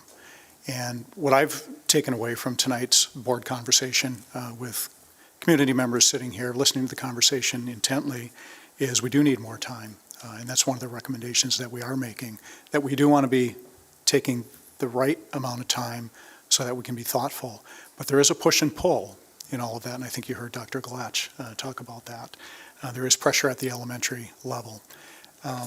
When we talk about additions to buildings, I had a walkthrough with Dr. Saxberg several weeks ago, and we came to a landing on the south side of his building where there were two large windows that looked like a place for double doors, and on the outside of those two large windows was a cement slab. That in itself was the place to put this addition on Century Elementary School when it was built in 1989. So the plans are there, but there does come a cost associated with that. And I think we even heard it, I'm maybe talking a little bit longer than I intended to, but we heard it at Red River on January 16th from audience members saying, just go to the state and get the money from the legacy fund and add on to the buildings. I wish it was that easy. We're going to Bismarck trying to get something more than 2% for all of our 1,700 colleagues across the district. So just to summarize, I just want to emphasize that it is about the process. I'm certainly fine with having more voices, whether we expand committee. I think probably more so than expanding the committee, it's expanding the community voice. And we have mechanisms to do that, and we'll be happy to do that and provide more space for people to weigh in. At the end of the day, and Mr. Schwartz has said it eloquently, when we pull one lever, there's going to be another lever, another lens where some folks might not be happy. But we're in the muck of it. That's what I talked about as a building level principle. And when we're in the muck, sometimes we can't see what that end result looks like. But we're going to get there, and we're going to get there in a very thoughtful, communicative manner, and voices will be respected and represented. And I've certainly appreciated the letters and the emails that have come my way, the phone calls that have come my way. Everybody has had a respectful way of communicating their concerns, and I do appreciate that and value that as your superintendent. Thank you. Any final thoughts, Rob, before we put this agenda item to rest? And a reminder to all listening and watching, this is on tonight's agenda for discussion, so there was no scheduled board action, but do you have any thoughts or next steps, things for us to consider as we move forward from here? Just basically, we'll be talking about what those are, and then how can we come alongside to help better communicate and advocate for where this solution needs to go. So I appreciate that time with you guys. Thanks. Thank you for your time and your work, the committee as well. Thank you. Move on to item 5B. This is a fraud update. I believe Brandon Bombach has a statement.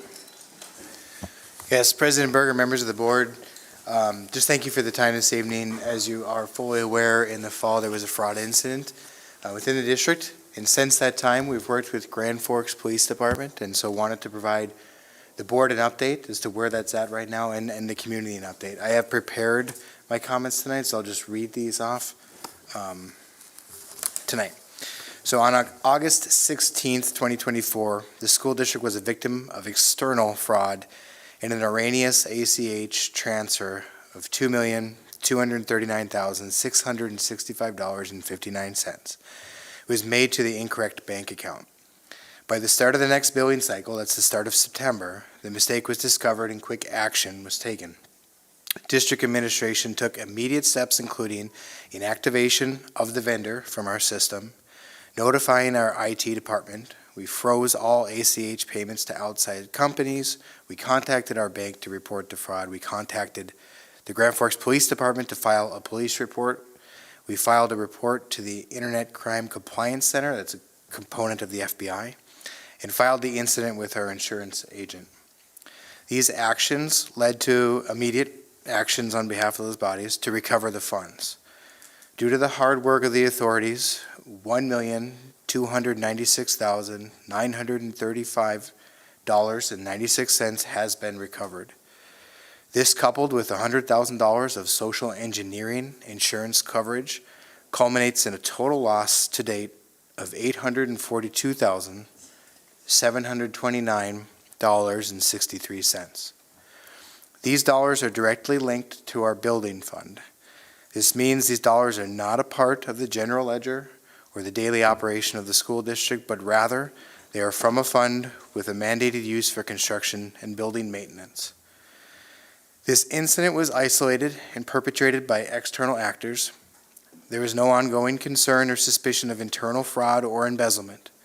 Furthermore, a third-party forensics investigation was completed, verifying internal findings that our system was not breached, but rather this was social engineering fraud or a phishing scheme. It is important to highlight that district personnel in the business office were victims of a crime, and that message has been clear to those affected by this fraud activity. Although internal processes were followed, regretfully, the fraud was not stopped. In response, administration has improved systems and provided training to key offices and personnel. And furthermore, improvements to cybersecurity broadly, awareness, training, and system defense across the district are well underway. The investigation is ongoing and more may be recovered. At this point, administration wanted to provide the board and the community an update on this matter. Although we are hopeful for additional updates from authorities in the near future, we understand these investigations can take some time, and we do not expect any updates in the near term. Administration has and will continue to work closely with the Grand Forks Police Department throughout the investigation and in preparation of this update today. So they've seen and read through this as well. Happy to stand for any questions. Thank you for that update. Any clarifying questions from board members? Ms. Flynn? Sometimes you don't know what you don't know. So given the scenario that happened, have we or are we looking into increasing our insurance policy related to fraud or anything like that to potentially, if this did happen again, recover more money or more resources? Appreciate the question, President Berger, Member Flynn. So we asked ourselves that same question. I read out loud here, was $100,000 was covered by social engineering insurance. We investigated that question working with our insurance agent. They said cybersecurity coverages can be larger. Usually those are more related to breaches in the system, et cetera, whereas social engineering is something that's driven by human behavior, and you won't find many insurance carriers to increase beyond that. Sometimes in the context of a broader cybersecurity policy, you can increase that loss amount to $200,000. But the information we had gotten when we explored that question is really beyond that. You wouldn't find an insurance company that would offer such a coverage. And do we have coverage for breach? So if we did have that scenario happen, are we covered? Right. Broader security. We are focused on increasing that. We're actually rolling out some key components to really enabling further cybersecurity coverages like multi-factor authentication, which hasn't been in place in the district. We're taking the opportunity now. Okay, thank you. Is it fair to say that taking some of these other steps like two-factor authentication, making more robust systems internally is a prerequisite of a broader, larger coverage? In other words, it might help on both sides to take some steps to shore things up before the district, for example, is eligible for a broader, larger policy, means both protection on the back end, but a smaller likelihood of something happening. Is that a fair way to say it? I mean, to be properly covered by cybersecurity, broadly speaking, you need to have certain things in place, including those fundamentals of multi-factor authentication. In a school district, it's been, a little complicated because you have users like staff members who might have that cell phone in their pocket, and you have students who are prohibited by policy to have that cell phone in the pocket. So working through those details. And we're lucky to have Darren King, our IT manager, really helping work all those things out. Other questions for Mr. Bombach? Dr. Lund? Just a comment. Thank you. Mr. King is quietly sitting behind the curtain there, kind of like a dating game or something, still back there. But I'm just assuming the public will understand that this is an ongoing criminal investigation, and although all of us are curious minds, there's information that just cannot be brought out because of an ongoing investigation, or for security reasons for the future. So I would agree with that. In crafting this letter, we were thoughtful about what detail to include, and really the motivation is to provide an update to the board, is to provide an update to the broader community. It is true the investigation's not done, but it's my understanding that it might not be done for a long, long time, and we thought an update to the community was deserved before that point. Appreciate that understanding of the community. Other questions? I know we still have Joel on the phone. Joel, do you have anything for Mr. Bombach? Nothing from me, thank you. Any others? Thank you. Move on to item 6A. This is a consent agenda. I would seek a motion to approve the consent agenda as it states in your packet. I heard a motion from Dr. Lund, second from Mr. Palmasino. We'll take a roll call vote. Anderson? Yes. Flynn? Yes. Clevin? Yes. Hodak? Yes. Palmasino? Yes. Larson? Yes. Lund? Yes. Manley? Yes. Henberger, Yes. 9 yes, 0 no, 0 absent. Motion passes. 6B, Head Start Quality Improvement Plan. We'll start with Mr. Bakke, and then I believe Tracy Johnson is here as well. Or you two can decide. You should at least catch each other's eyes, so you... There she is. There Okay. she is, okay. Yeah, so I will hand this pretty much right over to Director Johnson to discuss. As part of our grant, this is another step that we need to go through. And so I will hand it over to Director Johnson to discuss. Thank you.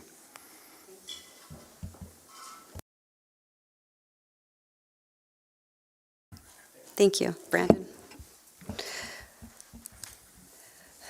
Good evening. Thank you for having me tonight. I bring before you tonight a quality improvement plan that ensures Head Start is abiding by the Head Start program performance standards, specifically Standards of Conduct Policy 1302.90. With direction from the Regional Office of Head Start, the plan was updated. It was updated to reflect that the Head Start staff receive annual training as it relates to the standards of conduct on their hire date, and annually thereafter, staff sign off on the policy. It is in the employee agreement personnel file. In addition to having the standards of conduct policy, we offer a lot of other professional development through the school year, and the multi-tier system of support framework, along with the pyramid model framework, that also ensures staff are abiding by the standards of conduct policy. In addition, we have implemented the staff health and wellness policy as a result of the updated performance standards. And along with that, we're giving time to staff to collaborate along with the frameworks that I mentioned to talk about standards of conduct as it relates to classroom. At this time, I can take questions if you have any regarding the quality improvement plan. First, I see Mr. Bakke. Yeah, I'm going to actually add to that. And so, as you'll see through this, Head Start is continuing to work on everything, just like all of our schools. And this really puts the emphasis on how do we continue to build upon what we currently do within professional development. As you'll see in the memo from Director Johnson, you'll see that this group also, or this plan also got presented to the Head Start Policy Council, which unanimously approved it as well. And Dr. Hodak sits on as a part of this board as well too. And so going through that process is continual improvement as schools we continue to do. And Head Start is no different in their grant perspective. So, Dr. Hodak, if you want to offer anything, given that you sit on the Policy Council, and then we'll open it up to board members. All I can say is I'm absolutely amazed and impressed with Director Johnson there. It's unbelievable what she's done and continues to do. The other piece of, I've been privileged to be on a couple of calls with the feds. And I'll tell you, we need to do something about that, because it's cumbersome and complicated. And when it takes away from her staff and her from working with kids and doing things and everything else, it's, and little sidebar, I asked Tracy after the last, can I get snarky at the next one, and stuff? And she goes, oh no, you don't need to, rest assured. Bakke did last year. So I think we're taking care of things, so. I want to see Mr. Bakke snark. That's just an aside.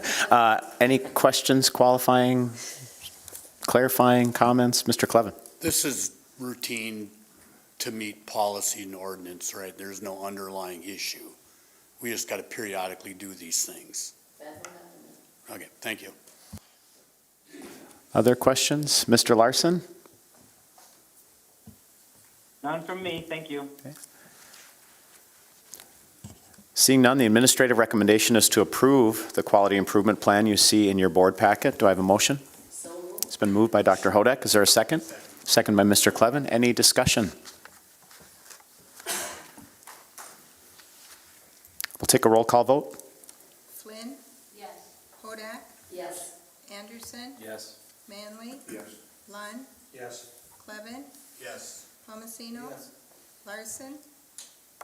Yes. Berger? Yes. 9 yes, 0 no, 0 absent. Motion passes. Thank you.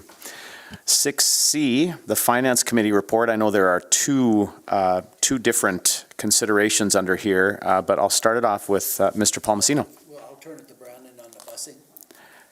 Sure, sounds good. So if that's all right, Mr. Baumbach, 6C1, the discussion on transportation routing software, student ridership tracking, this request for proposal. You could take that for us, please? That's great. I'd be happy to talk through that. And then just as a note, Chad Dustin with Construction Engineers is here for that second item. There was a good conversation at the Finance Committee about really what would be a need for transportation routing software as well as student ridership tracking. Really, we had done some preliminary work in the past, and it really had come up again about the requirement of how we can really improve our busing system in conjunction with Valley Bus, really for the safety of our students. Currently, some of the practices there could be improved upon, like the roster of who would get on a general ed bus. It's different with special education. Those are really discrete pieces of information. We know who's there. But with general education, not every student rides every day, and so you have this roster that's on the bus. And should you get into any trouble or not, you have to work through that roster to find out who's on the bus that day. This system would allow for better identification of who's on the bus by enabling some RFIDs to scan when they get on the bus. It would even blink if you got on the wrong bus. It would help with a lot of that organization, and it would work in conjunction with our current student information system or PowerSchool as far as those rosters go. That's just one example of a lot of different benefits that really could be brought forward. The committee explored those and ultimately did support the direction that administration would like to go and put out a request for bids so we can get back discrete information. We really have touched base with 3 different companies, so we're hopeful for 3 different responses that we can put next to each other with the plan to bring it back to the board on March 17th for consideration. So you'll note, board members, this particular item does not have action requested because, as Mr. Baumbach alluded to, we'll have bids to look at on March 17th. Are there questions for Mr. Baumbach or comments from the Finance Committee related to 6C1? We'll take Mr. Palmesino's comment and then Mr. Clevin. The comment I had is it provides the opportunity for parents to see where their children are on the bus. And this would be very helpful for special education kids who have to be picked up off the bus. So we don't have the bus sitting outside of the house beeping his horn, waiting for mom to come out. Mom or dad, I'm sorry, mom or dad. They can look at their phone and they know the bus is 2 minutes away. And I think it would speed up, because some of the special education buses gets longer in the day because of waiting for that action, as well as the regular buses. People can follow where that is, especially when it's 45 below zero and somebody wants to pick their kids up at the stop. They'll have that opportunity. Mr. Clevin? This all installs on current software and hardware. There's no secondary costs. Or is that part of the RFP? That would be part of the RFP. We'd want to understand that. Currently, there is some on the buses, which are owned by Valley Bus. They do have some capability, but for their own internal payroll and things like this interface, where this would be most likely new hardware that would interface with a student ID or a badge. Okay, thanks. Yes, Dr. Hodak. My question is, will this have capabilities, so not only for the parents, but for the school? So the principal would be able to track those students as well, too? Absolutely. Or the special ed teacher? Yep, absolutely. It would be live information. It would much improve the understanding and communication of what's happening. Other questions? Mr. Anderson?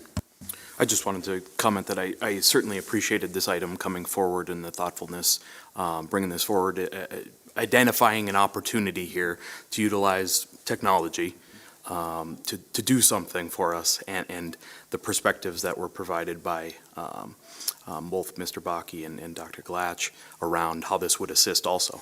I just appreciate this being brought forward, giving us the opportunity to look at this, entertain this, and understand what the expense would be for the safety of the students. Others? Yes, Ms. Flynn? Does any of the RFP categories have something about like bus route timeliness? So like if the bus route was going to be late, or if like is there a text that gets mass communicated, like things like that? Glad you asked the question, President Berger. Remember, Flynn, is that communication's a central part of this whole tool. And so not only do we think it'll improve efficiency and be more accurate, but if something were to happen, this system would enable us to send out a message across all families. And depending on vendor responses, we know at least one has the capability to send it out in many different languages. Other questions or comments? Mr. Larson, don't want to forget you. Nothing from me, thank you. Okay. Mr. Bakke. Can I just add to Mr. Baumbach's comments? Not only will it allow us to be able to do it in multiple language, our current system that we have set up to do that doesn't allow us to do it in multiple language, and IT department and communications department is working tirelessly to get that to work and has finally been able to do a successful launch of a small group and hopes to be able to do that. But this would be able to do that in a much expedited process and allow us to do it on a very specific individuals and families, as well as I will say it also allows us to do it to specific people on the bus. And so really targeting our communication and utilizing technology to do that, which would be very beneficial from that route side of things. In elementary, we have quite a few students that bus, so it is a huge impact on our daily operations. Others? Yes, Ms. Flynn? I did see on the news an article about a bus, and it was like a little old guy driving the bus, and when the kid was getting off, he scanned the back of the kid's backpack and patted him on the back, and I was like, that's really cool, but I didn't know how to ask, like, can we have something that scans kids? So, like, I didn't know, like, how to bring that up. So I'm excited that we're, like, talking about it from a safety perspective of, like, yeah, there could be a 5-year-old riding the bus, and so I think this is a good communication tool, so. Yeah, my last wondering is, could this fit into the scope and scale of safety and security upgrades throughout the district? How do we use the referendum funds, obviously 3 buckets, Valley Middle School, Central Kitchen, safety and security, even though this isn't a specific building, the transportation model is an extension of our buildings. And so I look forward to seeing how that fits into the picture. We'll look forward to this coming back in 3 weeks on the 17th. Thank you. 6C2, consideration of bid results related to safety and security enhancement at Lake Agassiz Elementary School. Do you want to get this one, Mr. Palmasino? And we do have a representative here from Community Contractors to answer any questions on the spreadsheets. But the committee is recommending that we accept a guaranteed maximum price of $794,000, $780,000 for a total project cost of $941,814 for the safety and security improvements at Lake Agassiz. I believe this is a savings of very close to $200,000 from the original estimate. But maybe if you want to, I'll let Community Contractors walk through the. Yeah, construction engineers. That's all right, though. Yeah, so generally, as you're seeing, a lot of the numbers went down. Part of that was due to when we had our previous SD budget, there was a small addition off the front entrance area. So not all the savings that you're seeing there are just subcontractor pricing savings. There was a reduction of the scope of the project. But generally, things came in well. The one kind of outlier there is electrical. After scoping out them and kind of discussing with the district, it sounds like the fire alarm panel in that building is, I don't say obsolete, but end of life. They're not able to upgrade that panel. So part of the increased cost on electrical is replacing the fire alarm panel at Lake Agassiz, as well as adding an annunciator panel in the front office area as well too. So. Make a motion to accept the recommendation of the committee. Okay, so we have a motion to recommend approval of the guaranteed maximum price of am I getting this right? Sorry, $794,780. Is there a second? And second by Mr. Manley. Since we moved right to a motion, is there any discussion or clarifying comments?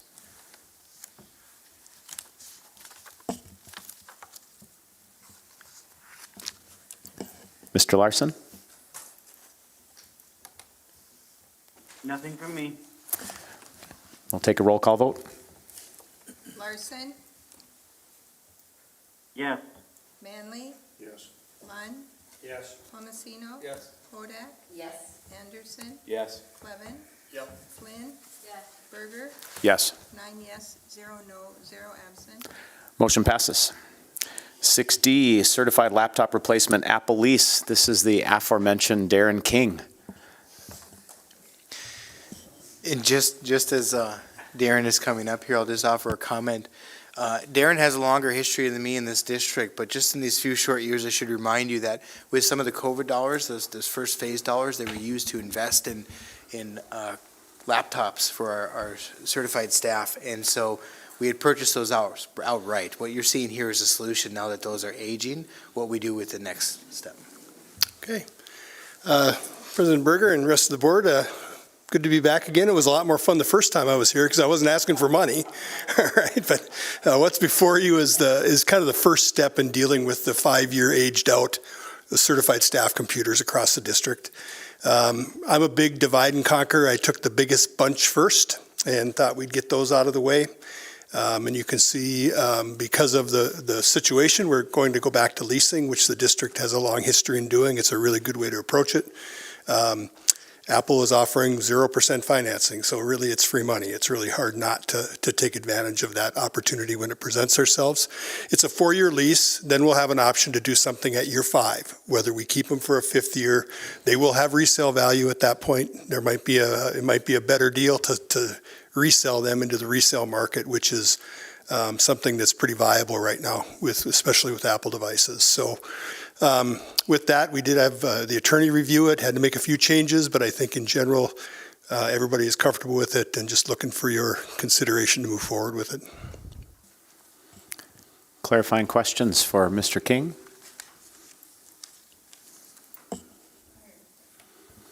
Ms. Flynn? With the lease specifically, I know we kind of have technology budget and things like that, but are there specific pools of where this would be paid from? Like, is there title dollars that are allocated a portion, or is it just kind of general fund technology expense? That would be a general fund technology expense. Okay. And I'm assuming that also buying these outright could potentially, like, when we lease, is there any sort of, like, if it's broken, we can send it back type thing, or like, what's the maintenance? I don't know. Sure, that's really a great question. And like a car. Yeah, there is a short warranty on these for defects. Okay. Apple does have something called Apple Care, which you can get for 3 years. It's quite expensive, like to the tune of a couple $100,000 on this purchase to get 3-year coverage on all these devices.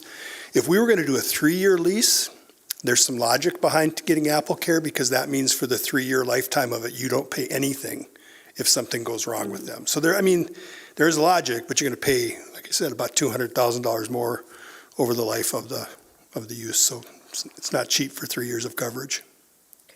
I'm going to fill in the blanks here before we move on. I'm assuming that most of the time, if you get a 3-year Apple Care on a 4-year lease, you can anticipate most of the problems to happen in that 4th year where you're not covered anyway. Yeah, so what we have done in the past is we tend to buy a few extra. We kind of self-insure ourselves.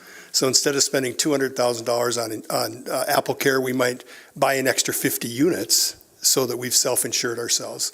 Every time we interject different models into our build creates a lot of work churn for us, so it's better for us to have 50 extra to replace broken ones than it is to buy the newest model of a machine when something breaks, because that's the gift that keeps giving. Sure.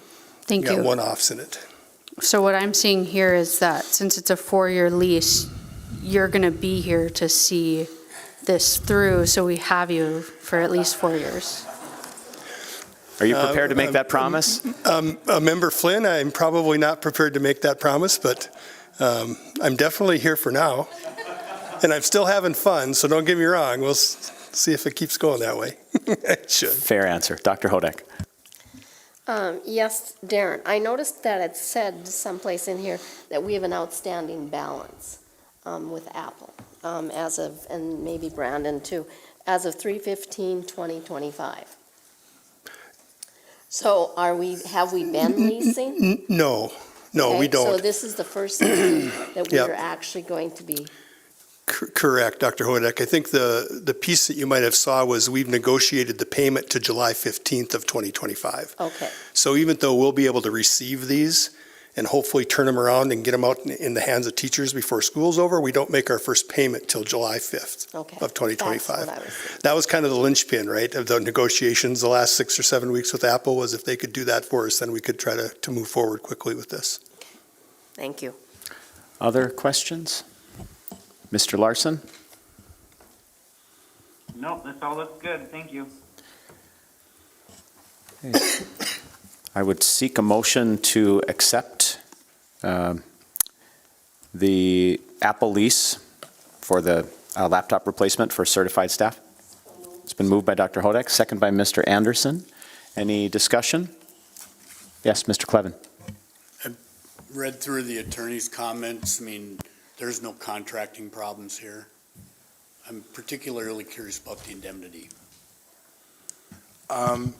No, so I was ready to make the comment on what she was really looking into is some century code that prohibits multi-year leases, and that's where the work had to be done to put in place like a auto renewal unless either party protests. From what I'd gotten from reading it and talking to our attorney, there was no problems, to answer your question. Okay, thanks. Any other discussion?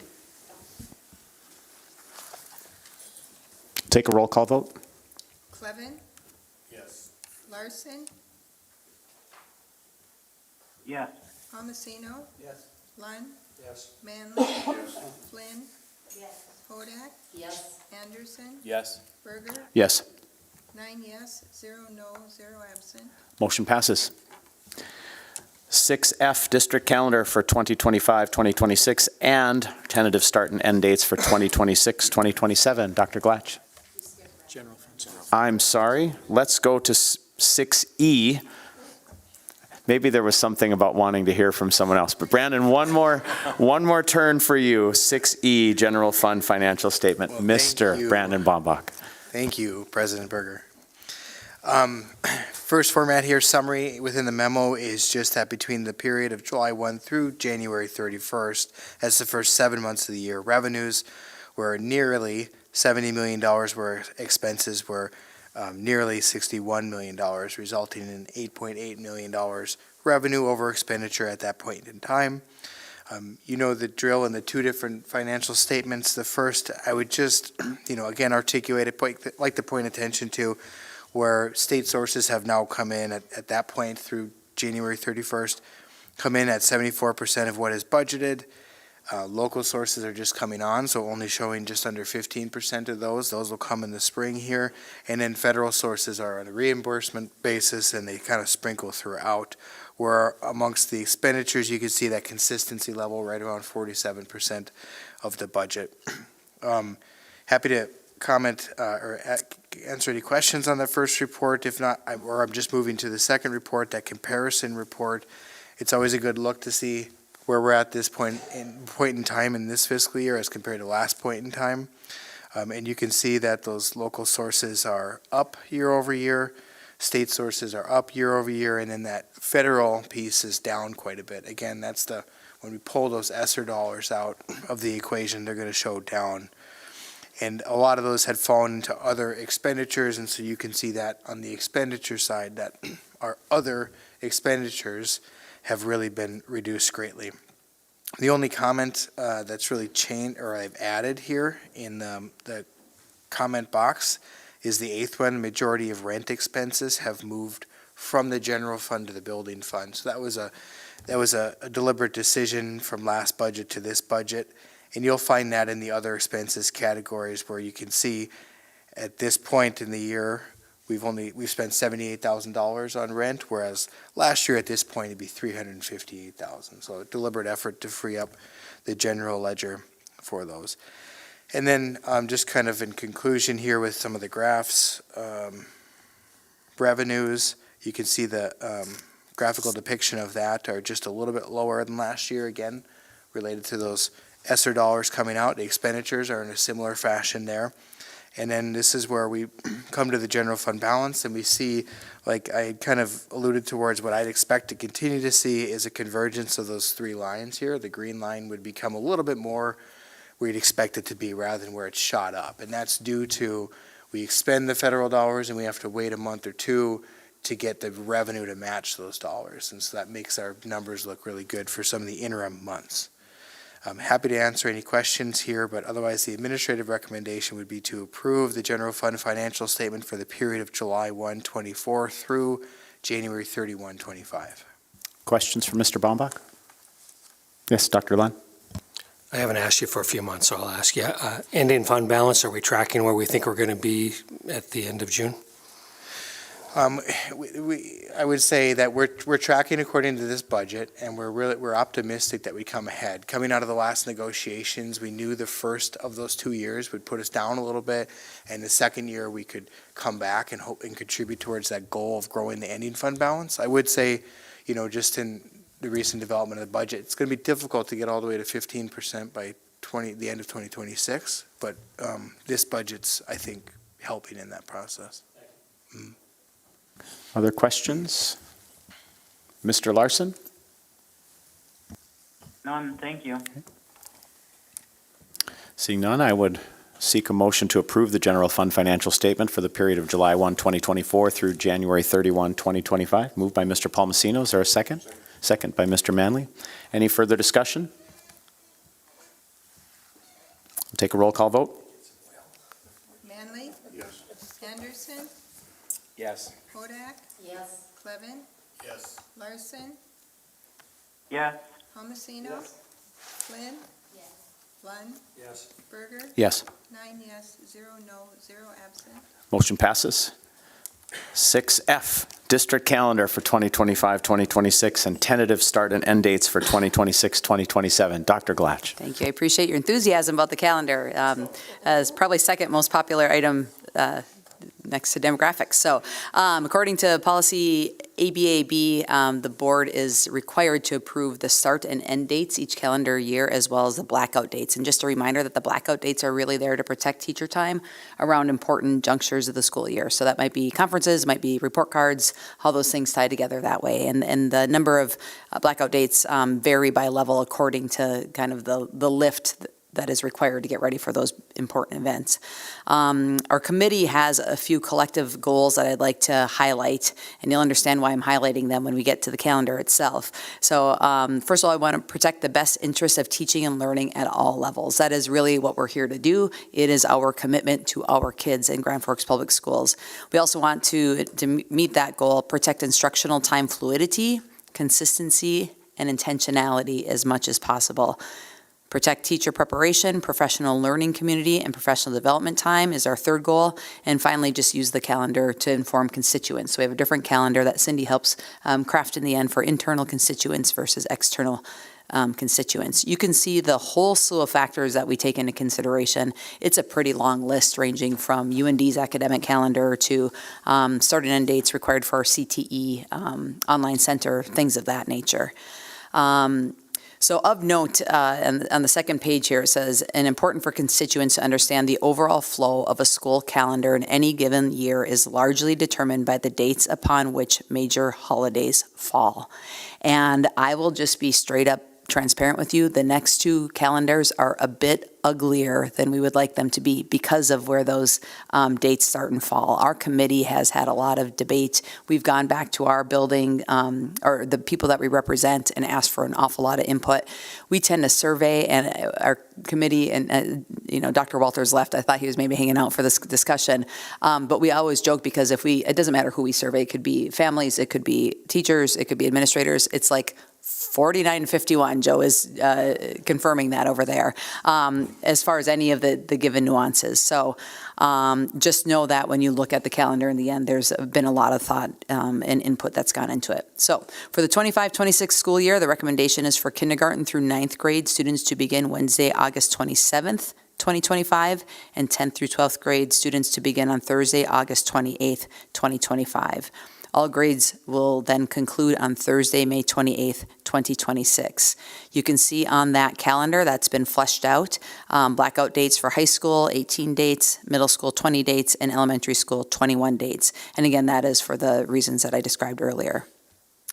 The recommended start and end dates for the 26-27 calendar then include kindergarten through 9th grade beginning on Wednesday, August 26th, 2026, and 10th through 12th grade students beginning on Thursday, August 27th, 2026, with all grades ending on Thursday, May 27th.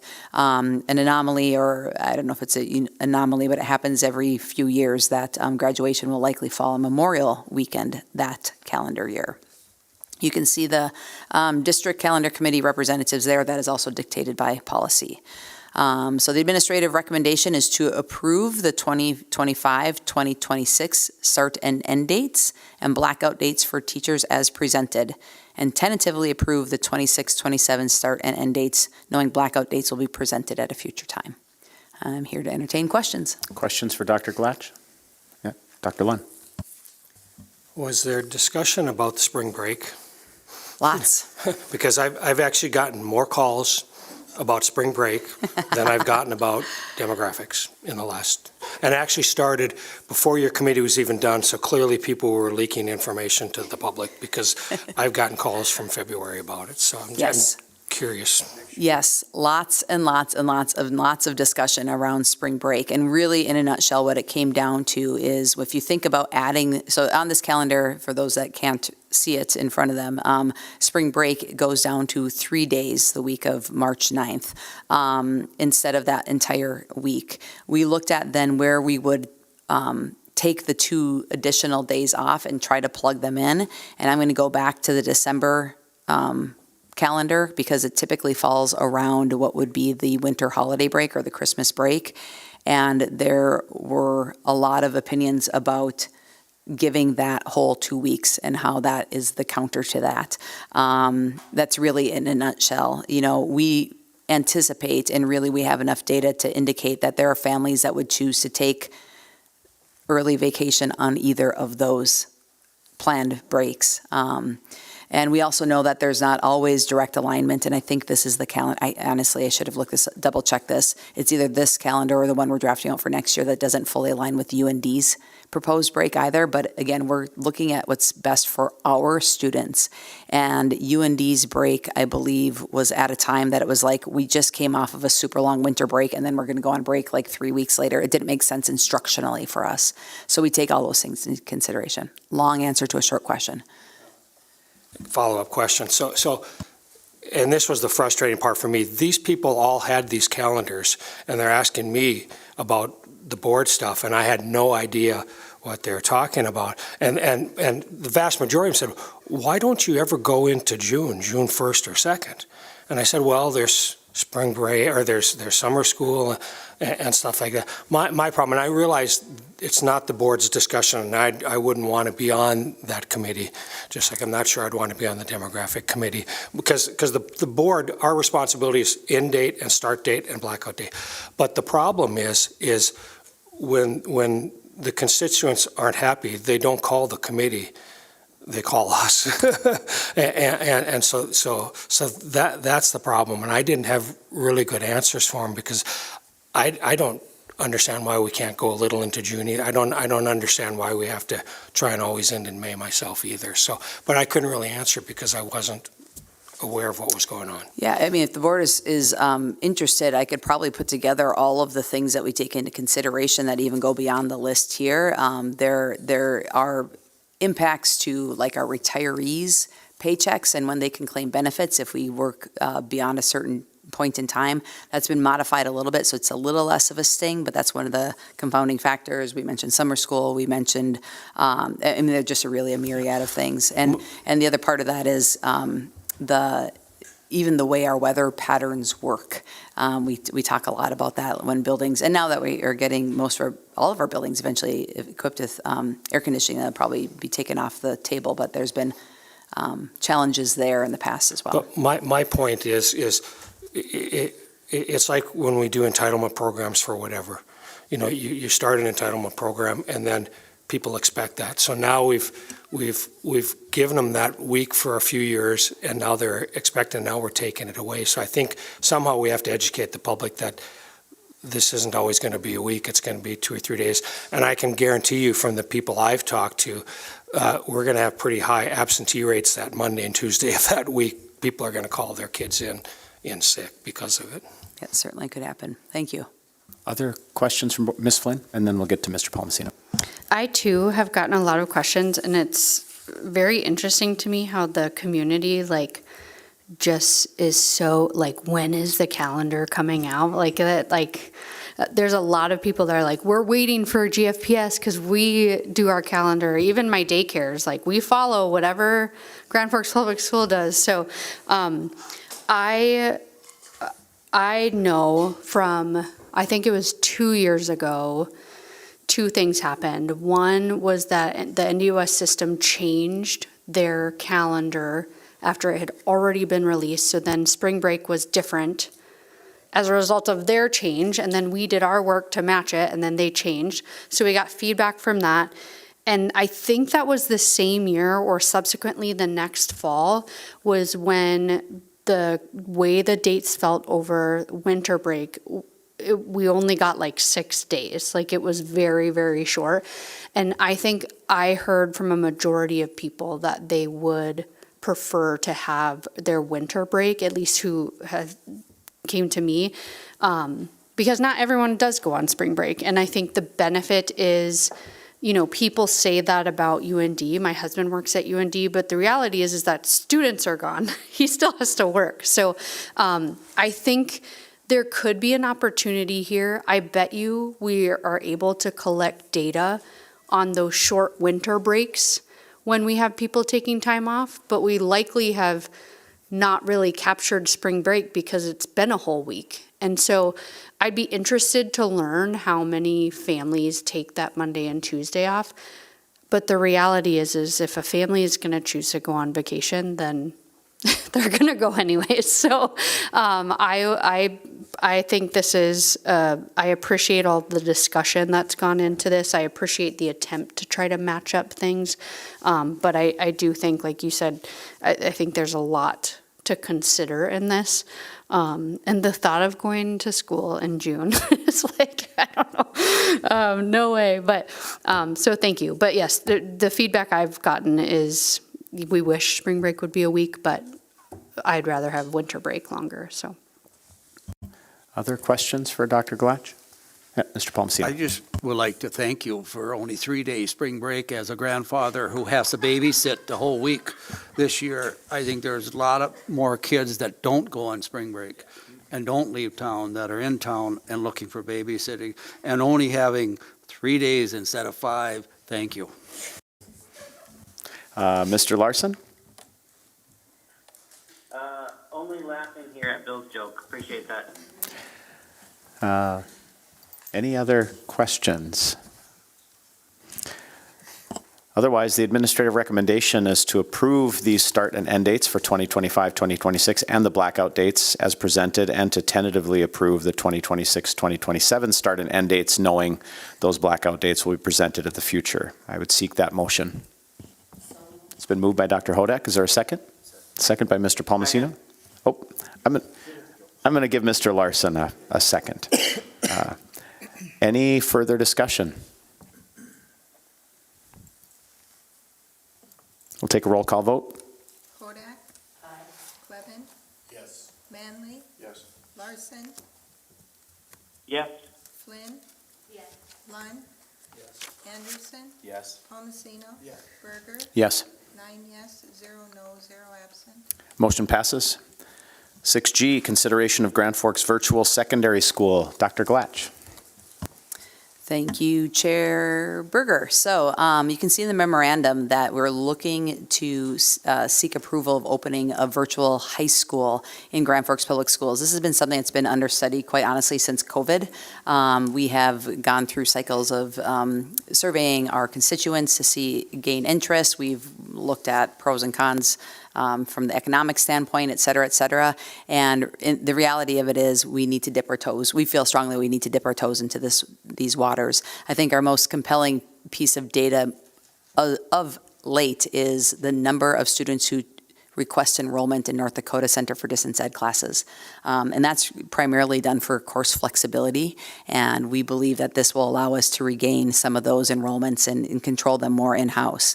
So a few details about the design as it's currently proposed is that, creative name, right? Grand Forks Virtual High School. We're looking to start it as a 9/12 virtual campus. Students can enroll either full-time or they can enroll part-time, especially if they're seeking credit recovery options. So it really creates another alternative pathway that we feel will be in the benefit of students. We are going to suggest a bit of a twist on it, and it's mentioned here that it's a hybrid model, but I'll explain that a little bit more. By hybrid model, the vast majority of the content would be delivered asynchronously through an online platform. The online platform has curriculum that aligns with state standards. It has instructional videos. It's a very robust platform. There would be a mentor teacher assigned to each student that would then work with the student and their family on the pacing of those courses, work with them on any hiccups that they encounter in the learning process, on tutoring sessions, things of that nature. So that would all be done virtually, if you will, or over online mechanisms. We also, and this is a bullet point on the back page, are going to require students to come in during key summative assessments to make sure that there's integrity to the teaching and learning process. We do that right now with NDCDE classes. When kids take end of unit tests and major assessments, they have to come on to our campuses and be under the guide of our eyes, so to speak, to make sure there's academic integrity.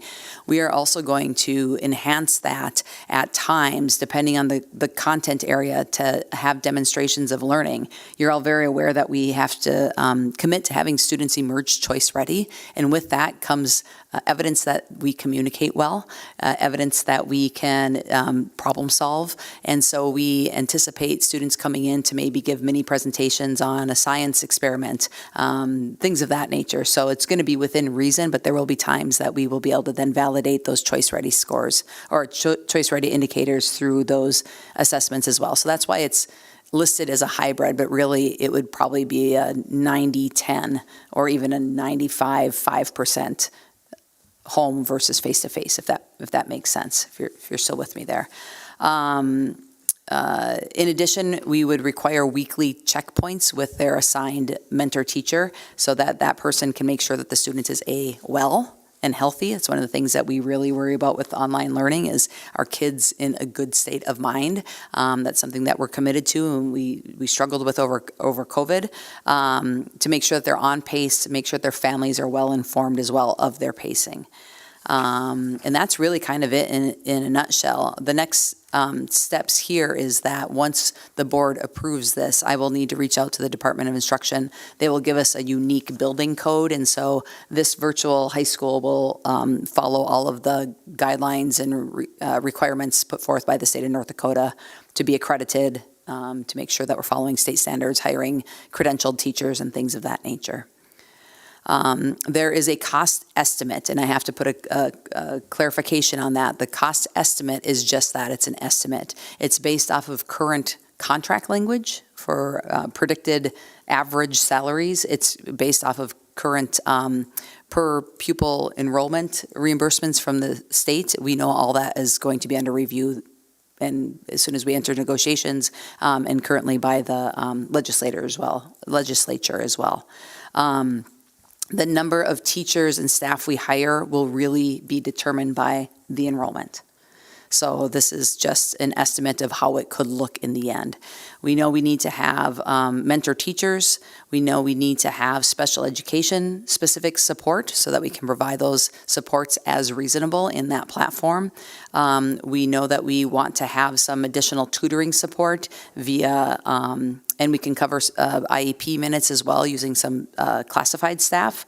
We know we need to have a part-time administrator overseeing this academy, or virtual school, I should say, and some onboarding and training costs there. So you can see the grand total of the cost predicted estimate is $383,174. In order to offset all of that staffing, you can see at the top there, it would require about 35 students to enroll. Now, caveat, we're just transferring students who are currently in our building primarily. We did survey and then did an extra survey to our homeschool families because we're really optimistic about capturing back some FTEs there. And there were 6 homeschool families, even after the end of the second survey, that indicated they would be interested in coming back to us. So that's a step in the right direction. I imagine once we are more established, we will gain more capacity and more momentum, and perhaps even more students from the area open enrolling into our district, requesting a virtual enrollment. So we're kind of taking a chance here, but there are other districts that have been quite successful in providing this as an option for their students. Whether or not, I'll just get in front of it, we debated largely about whether or not we open this up to middle school. At this time, we want to start with the high school because of where they're at developmentally. And we're open to that in the future. So at tonight's meeting, right now I'll respond to questions. Otherwise, we're going to be seeking approval of the Grand Forks Virtual High School effective the 25-26 school year. Questions for Dr. Glatch? Mr. Clevin. So the rationale for this seems to be entirely pragmatic. Like we're doing a thing because others are doing a thing. Is there an academic benefit to this? Like our experience in COVID wasn't good. Our kids did fine, but generally it created a lot of issues. And this doesn't seem to help that. So I'm concerned about the academic side. So what's the proof this is not like a step backwards academically? Great question. So a couple different things. What you just described is one of the reasons we're adamant about making sure there's some face-to-face contact. From a wellness standpoint, from an integrity of learning standpoint, that's why those demonstrations of learning are going to be required, as well as those required conferences, even though that is virtually as well with our mentor teachers. There is a benefit. To answer your question transparently, not all kids are wired well for online learning. Many kids do well in that platform. And I shared with you before, NDCDE data that says that about 30, I think at that time it was like 34 to 36% of our students did not perform well. So in our proposal, and I didn't share with you the handbooks and the guidelines and the attendance and all that sort of thing, we'll be very specific about checkpoints that if not met, after additional supports are provided, that we would bring kids back into campus so they don't just fall off the planet and fall behind in their learning drastically. We also think, Jay, there are families and students right now that quite honestly still are fighting us about stepping onto our campuses. And this gives us an opportunity to recapture and re-engage and gain capacity with some of those students who are still in a place right now that causes us concern for them long term. And then finally, from a Choice Ready standpoint, and if you think about college and post-secondary, have any of you taken an online asynchronous course or even a training course or to renew a licensure? It's really part of the type of learning that our students need to perform well if they're going down that pathway, being more familiar in how it works to be in charge and empowered in your own learning. So we just have to try to screen the right kids and get the right kids enrolled there so we don't create an unintended consequence. Well, and I think you just hit one of the follow-ups. Sorry, Dr. Lund, if I may. How do you identify students who can succeed in this environment? And then if it's not working, first off, will participants know that it's an ongoing experiment, if you will, and they can go back, they might be forced to go back to school? How do we share that information with them, and then how do we implement that if it's not working academically? Yes, all of that is spelled out in the handbook that we have crafted, so that would be part of the pre-conversations with counselors, with building administrators.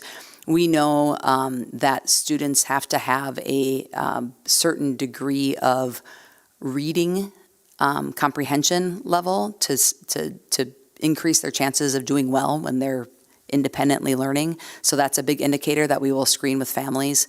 We also know that there has to be some sort of organizational and commitment system at home, that they know that they are have to sit down for a certain amount of time. We have parsed out the recommended amount of time per day, per class.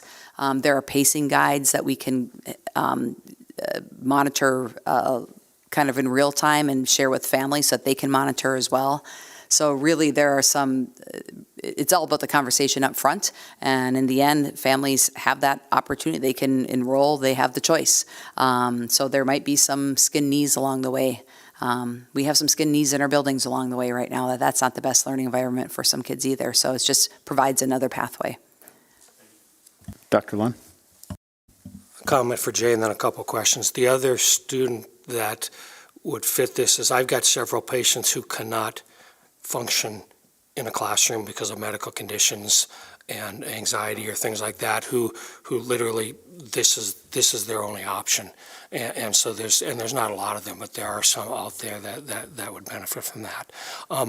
One of my two questions is what if we get two people that enroll with this? Is this kind of a low volume class that you don't have it then, or are we stuck with enrolling two students and having all this support staff around it? Great question. So again, the opening of it, the success of it depends on student enrollment. We did a survey with our families. We had 86 students whose families indicated that they'd be interested in it. So by all predictions or predictability, we'd have enough to have at least one teacher hired and maybe a part-time special education support person. Yeah. The other quick question, and I think you mentioned it, but the part-time AP, I assume AP is associate principal. Is that a new hire, or is that somebody who at Red River or Central that we have capacity that they can do that part-time job in addition to their job? Yeah, I don't think any of our APs would say that they have much capacity right now, so that's a fair question. It would be a contract then, and we still haven't ironed out all those details, and I'll transparency again, but there are a couple of different approaches that we could take there. It could be an extra contract that if there is say there's a teacher who's aspiring to be an administrator, that we could look to work that into their time. We could hire somebody independently that's, from outside the district or inside the district, or somebody who's interested in just taking on that role, maybe moving out of the classroom. It can manifest itself in a variety of ways, but we'd have to make sure they were qualified, that they had the skill set and all those sorts of things. We've talked about an opportunity with the CTE center opening and maybe doing some shared supports there. So, and with that would come some reimbursement because it is CTE. So we've really brainstormed a lot of different avenues to get that stood up. If you talk to Elon Musk, I wouldn't mention any of that stuff. So, other questions? He doesn't call me yet. I mean, I think that's coming down the line there, but yeah. Dr. Hodak. Approximately how many students do we have participating with the North Dakota Center for Distance Ed? And do they pay a fee, or is it the school district paying that fee? I don't have at my fingertips right now that number, but it's in the hundreds. And again, I wish Dr. Walters was here, so we could maybe add that to the Friday focus with Dr. Brenner. Maybe Cindy would remind me to get that to him. But what was the second part of your questions? It's incumbent on the district to pay for their enrollments. Now, there are a couple of bills that are in the works right now that would shift that responsibility back to families. Mm-hmm. That's where it originated, or put some empowerment in districts to screen or to preclude kids from enrolling, especially if they fail the course. Mm-hmm. So we're monitoring those bills because the price tag last year was just short of $100,000, and this year we're up to, I want to say, 138. I think it's 134 spent so far. There's more encumbrances, so it'll likely exceed that number. One other thing to just also note, Dr. Hodak, is that when you see those numbers, that isn't just high school. That's there are some middle school, there are some elementary, for various reasons, whether they're not able to be in the building for whatever it may be. But we have some students at the elementary level as well as at the middle school level that also are doing Center for Distance Education courses as well. Well, I think this is an excellent idea. I'm very pleased to see it. I know while I had been at UND, a lot of UND parents would speak often that this would be very beneficial for their children because they didn't always like the North Dakota Center for Distance Ed because it was very difficult in various areas and such. So I was very pleased to see the description of the people as well as what the students would be expected to do, and I think that that will make for a successful program. My last question is, what about other students that are not so-called Grand Forks? Will they be allowed to come into this as well?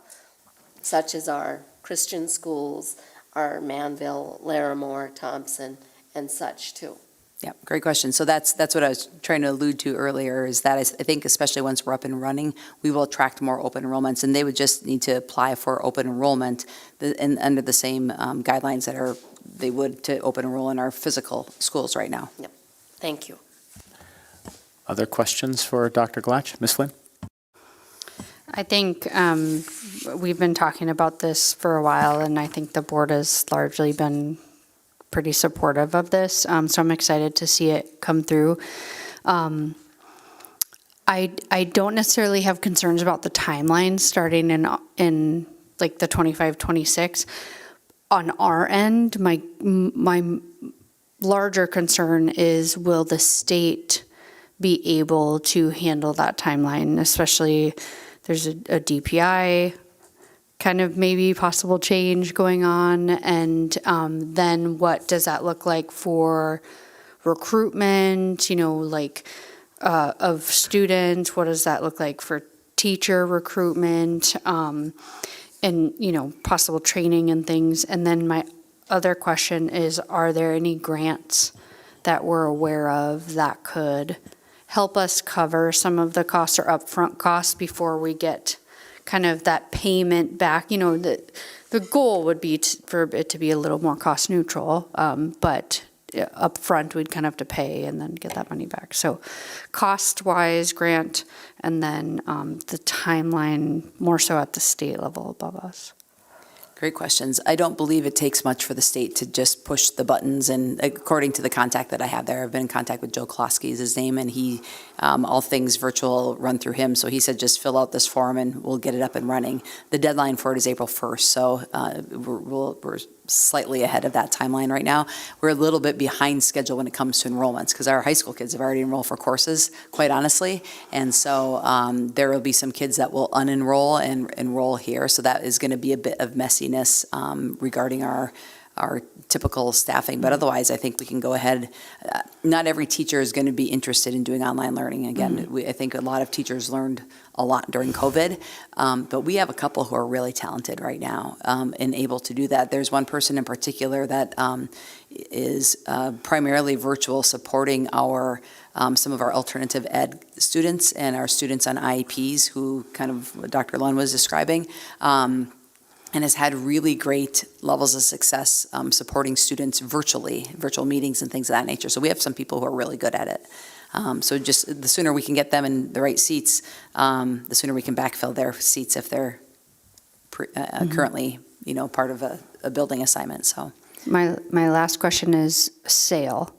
So because I think there's some natural overlaps, and I recognize there's maybe some differences too, but have you talked about utilization of resources or sharing resources with that? And then do you anticipate any of those students potentially utilizing this program over the current setup? Or in all transparency, the online program is the one that we use at SAIL currently. Okay. And there are some students that we have on a bit of a hybrid right now because they are full-time working, not inclined to come to school as often as we want them to. So we are already using it creatively with that population.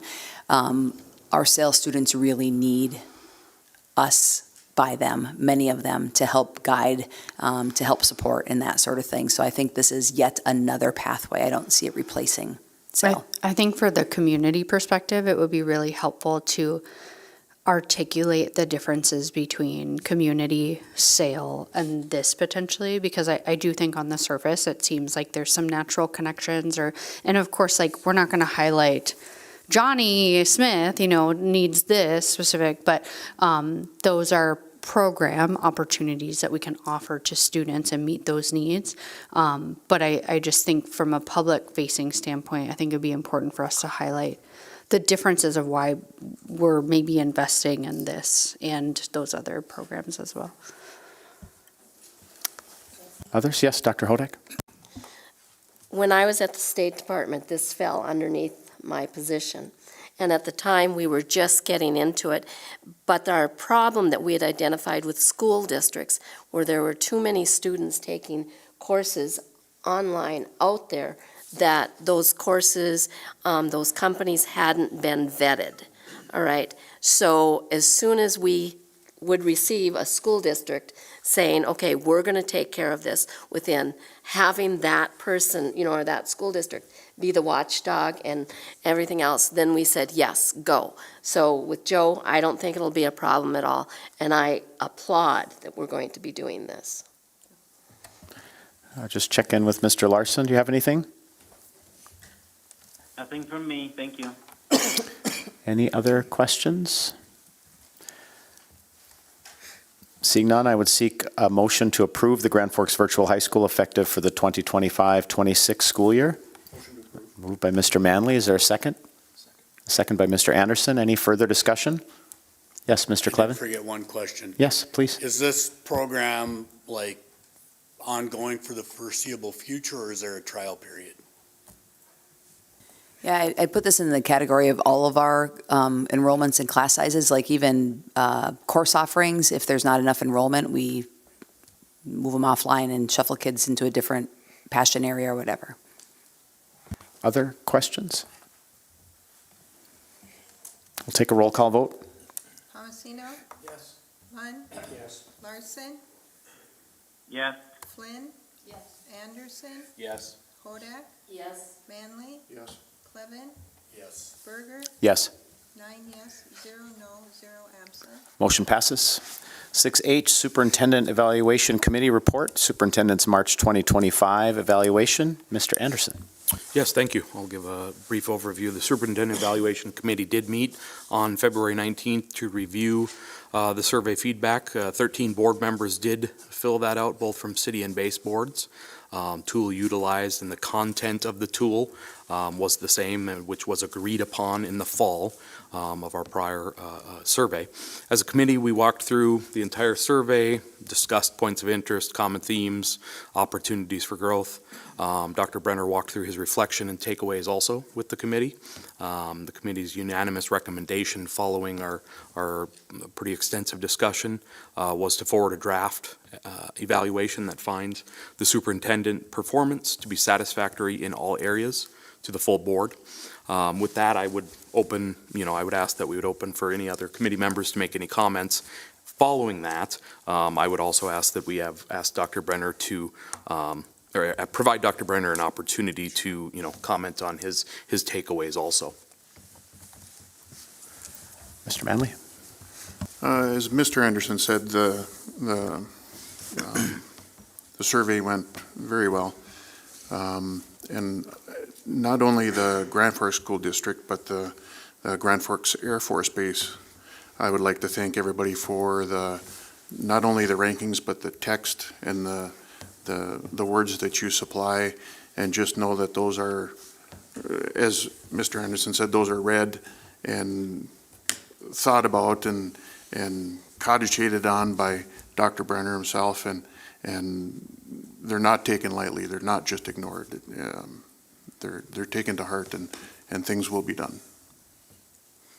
Yeah, I would agree. I appreciate the conversation around common themes and lifting up some opportunities to bring other reports to the full board. That was heard loud and clear.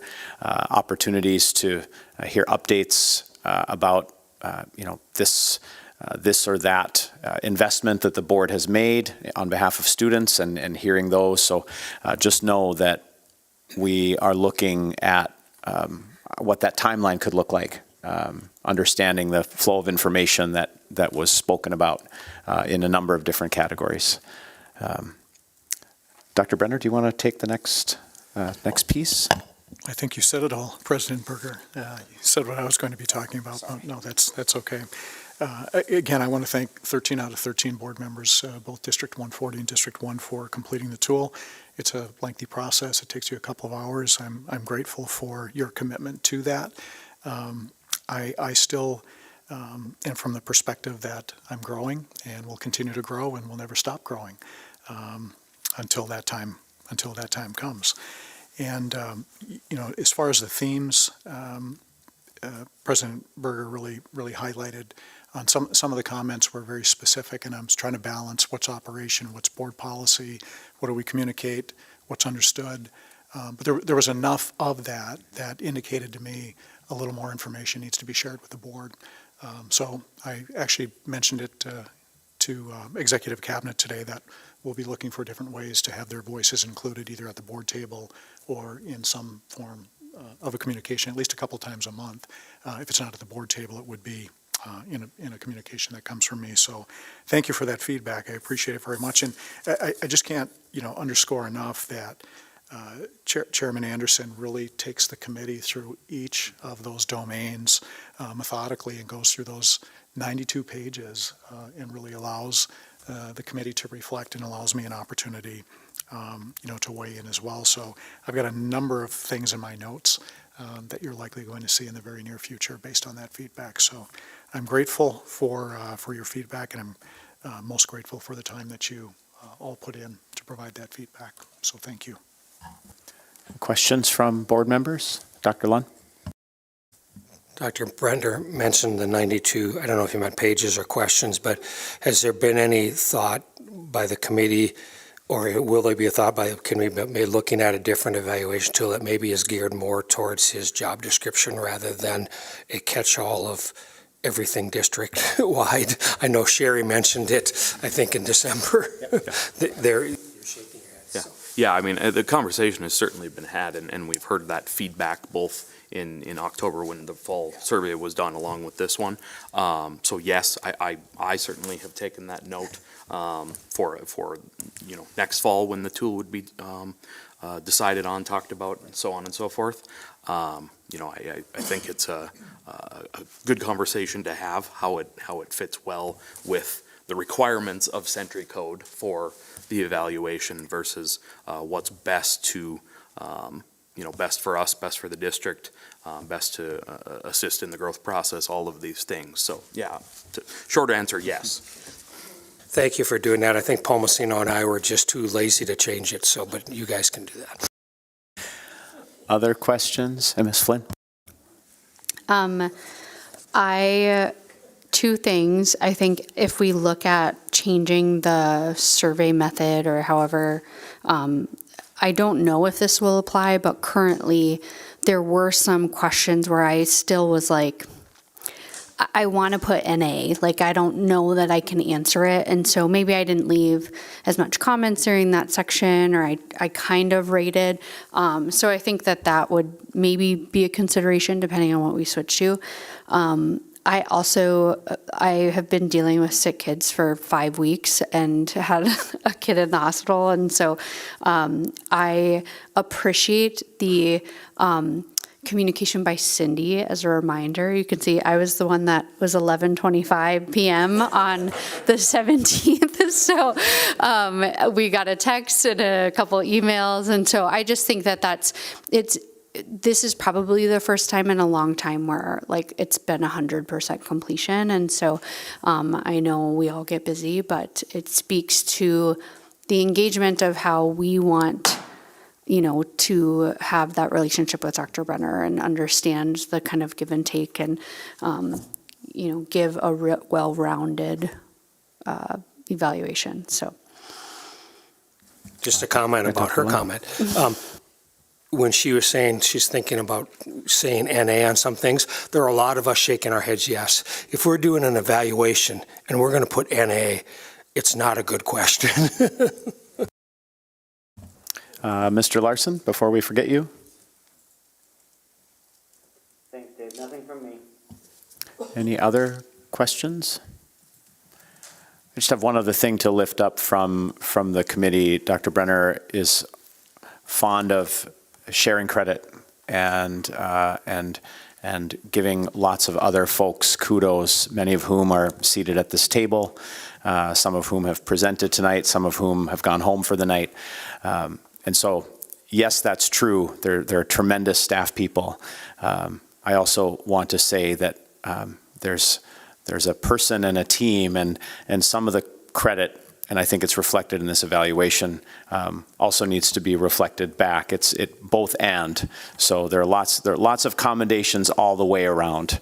I know the board's responsibility is to evaluate our one and only employee, and that's what we're talking about here. But there is a broader picture of the health of these positions, and so thankful for that. Any other questions? Seeing none, I would seek a motion to approve the superintendent's March 2025 evaluation as presented and find the superintendent's job performance to be satisfactory in all areas. It's been moved by Dr. Lund and a second by Mr. Clevin. Any further discussion? We'll take a roll call vote. Anderson, Yes. Flynn.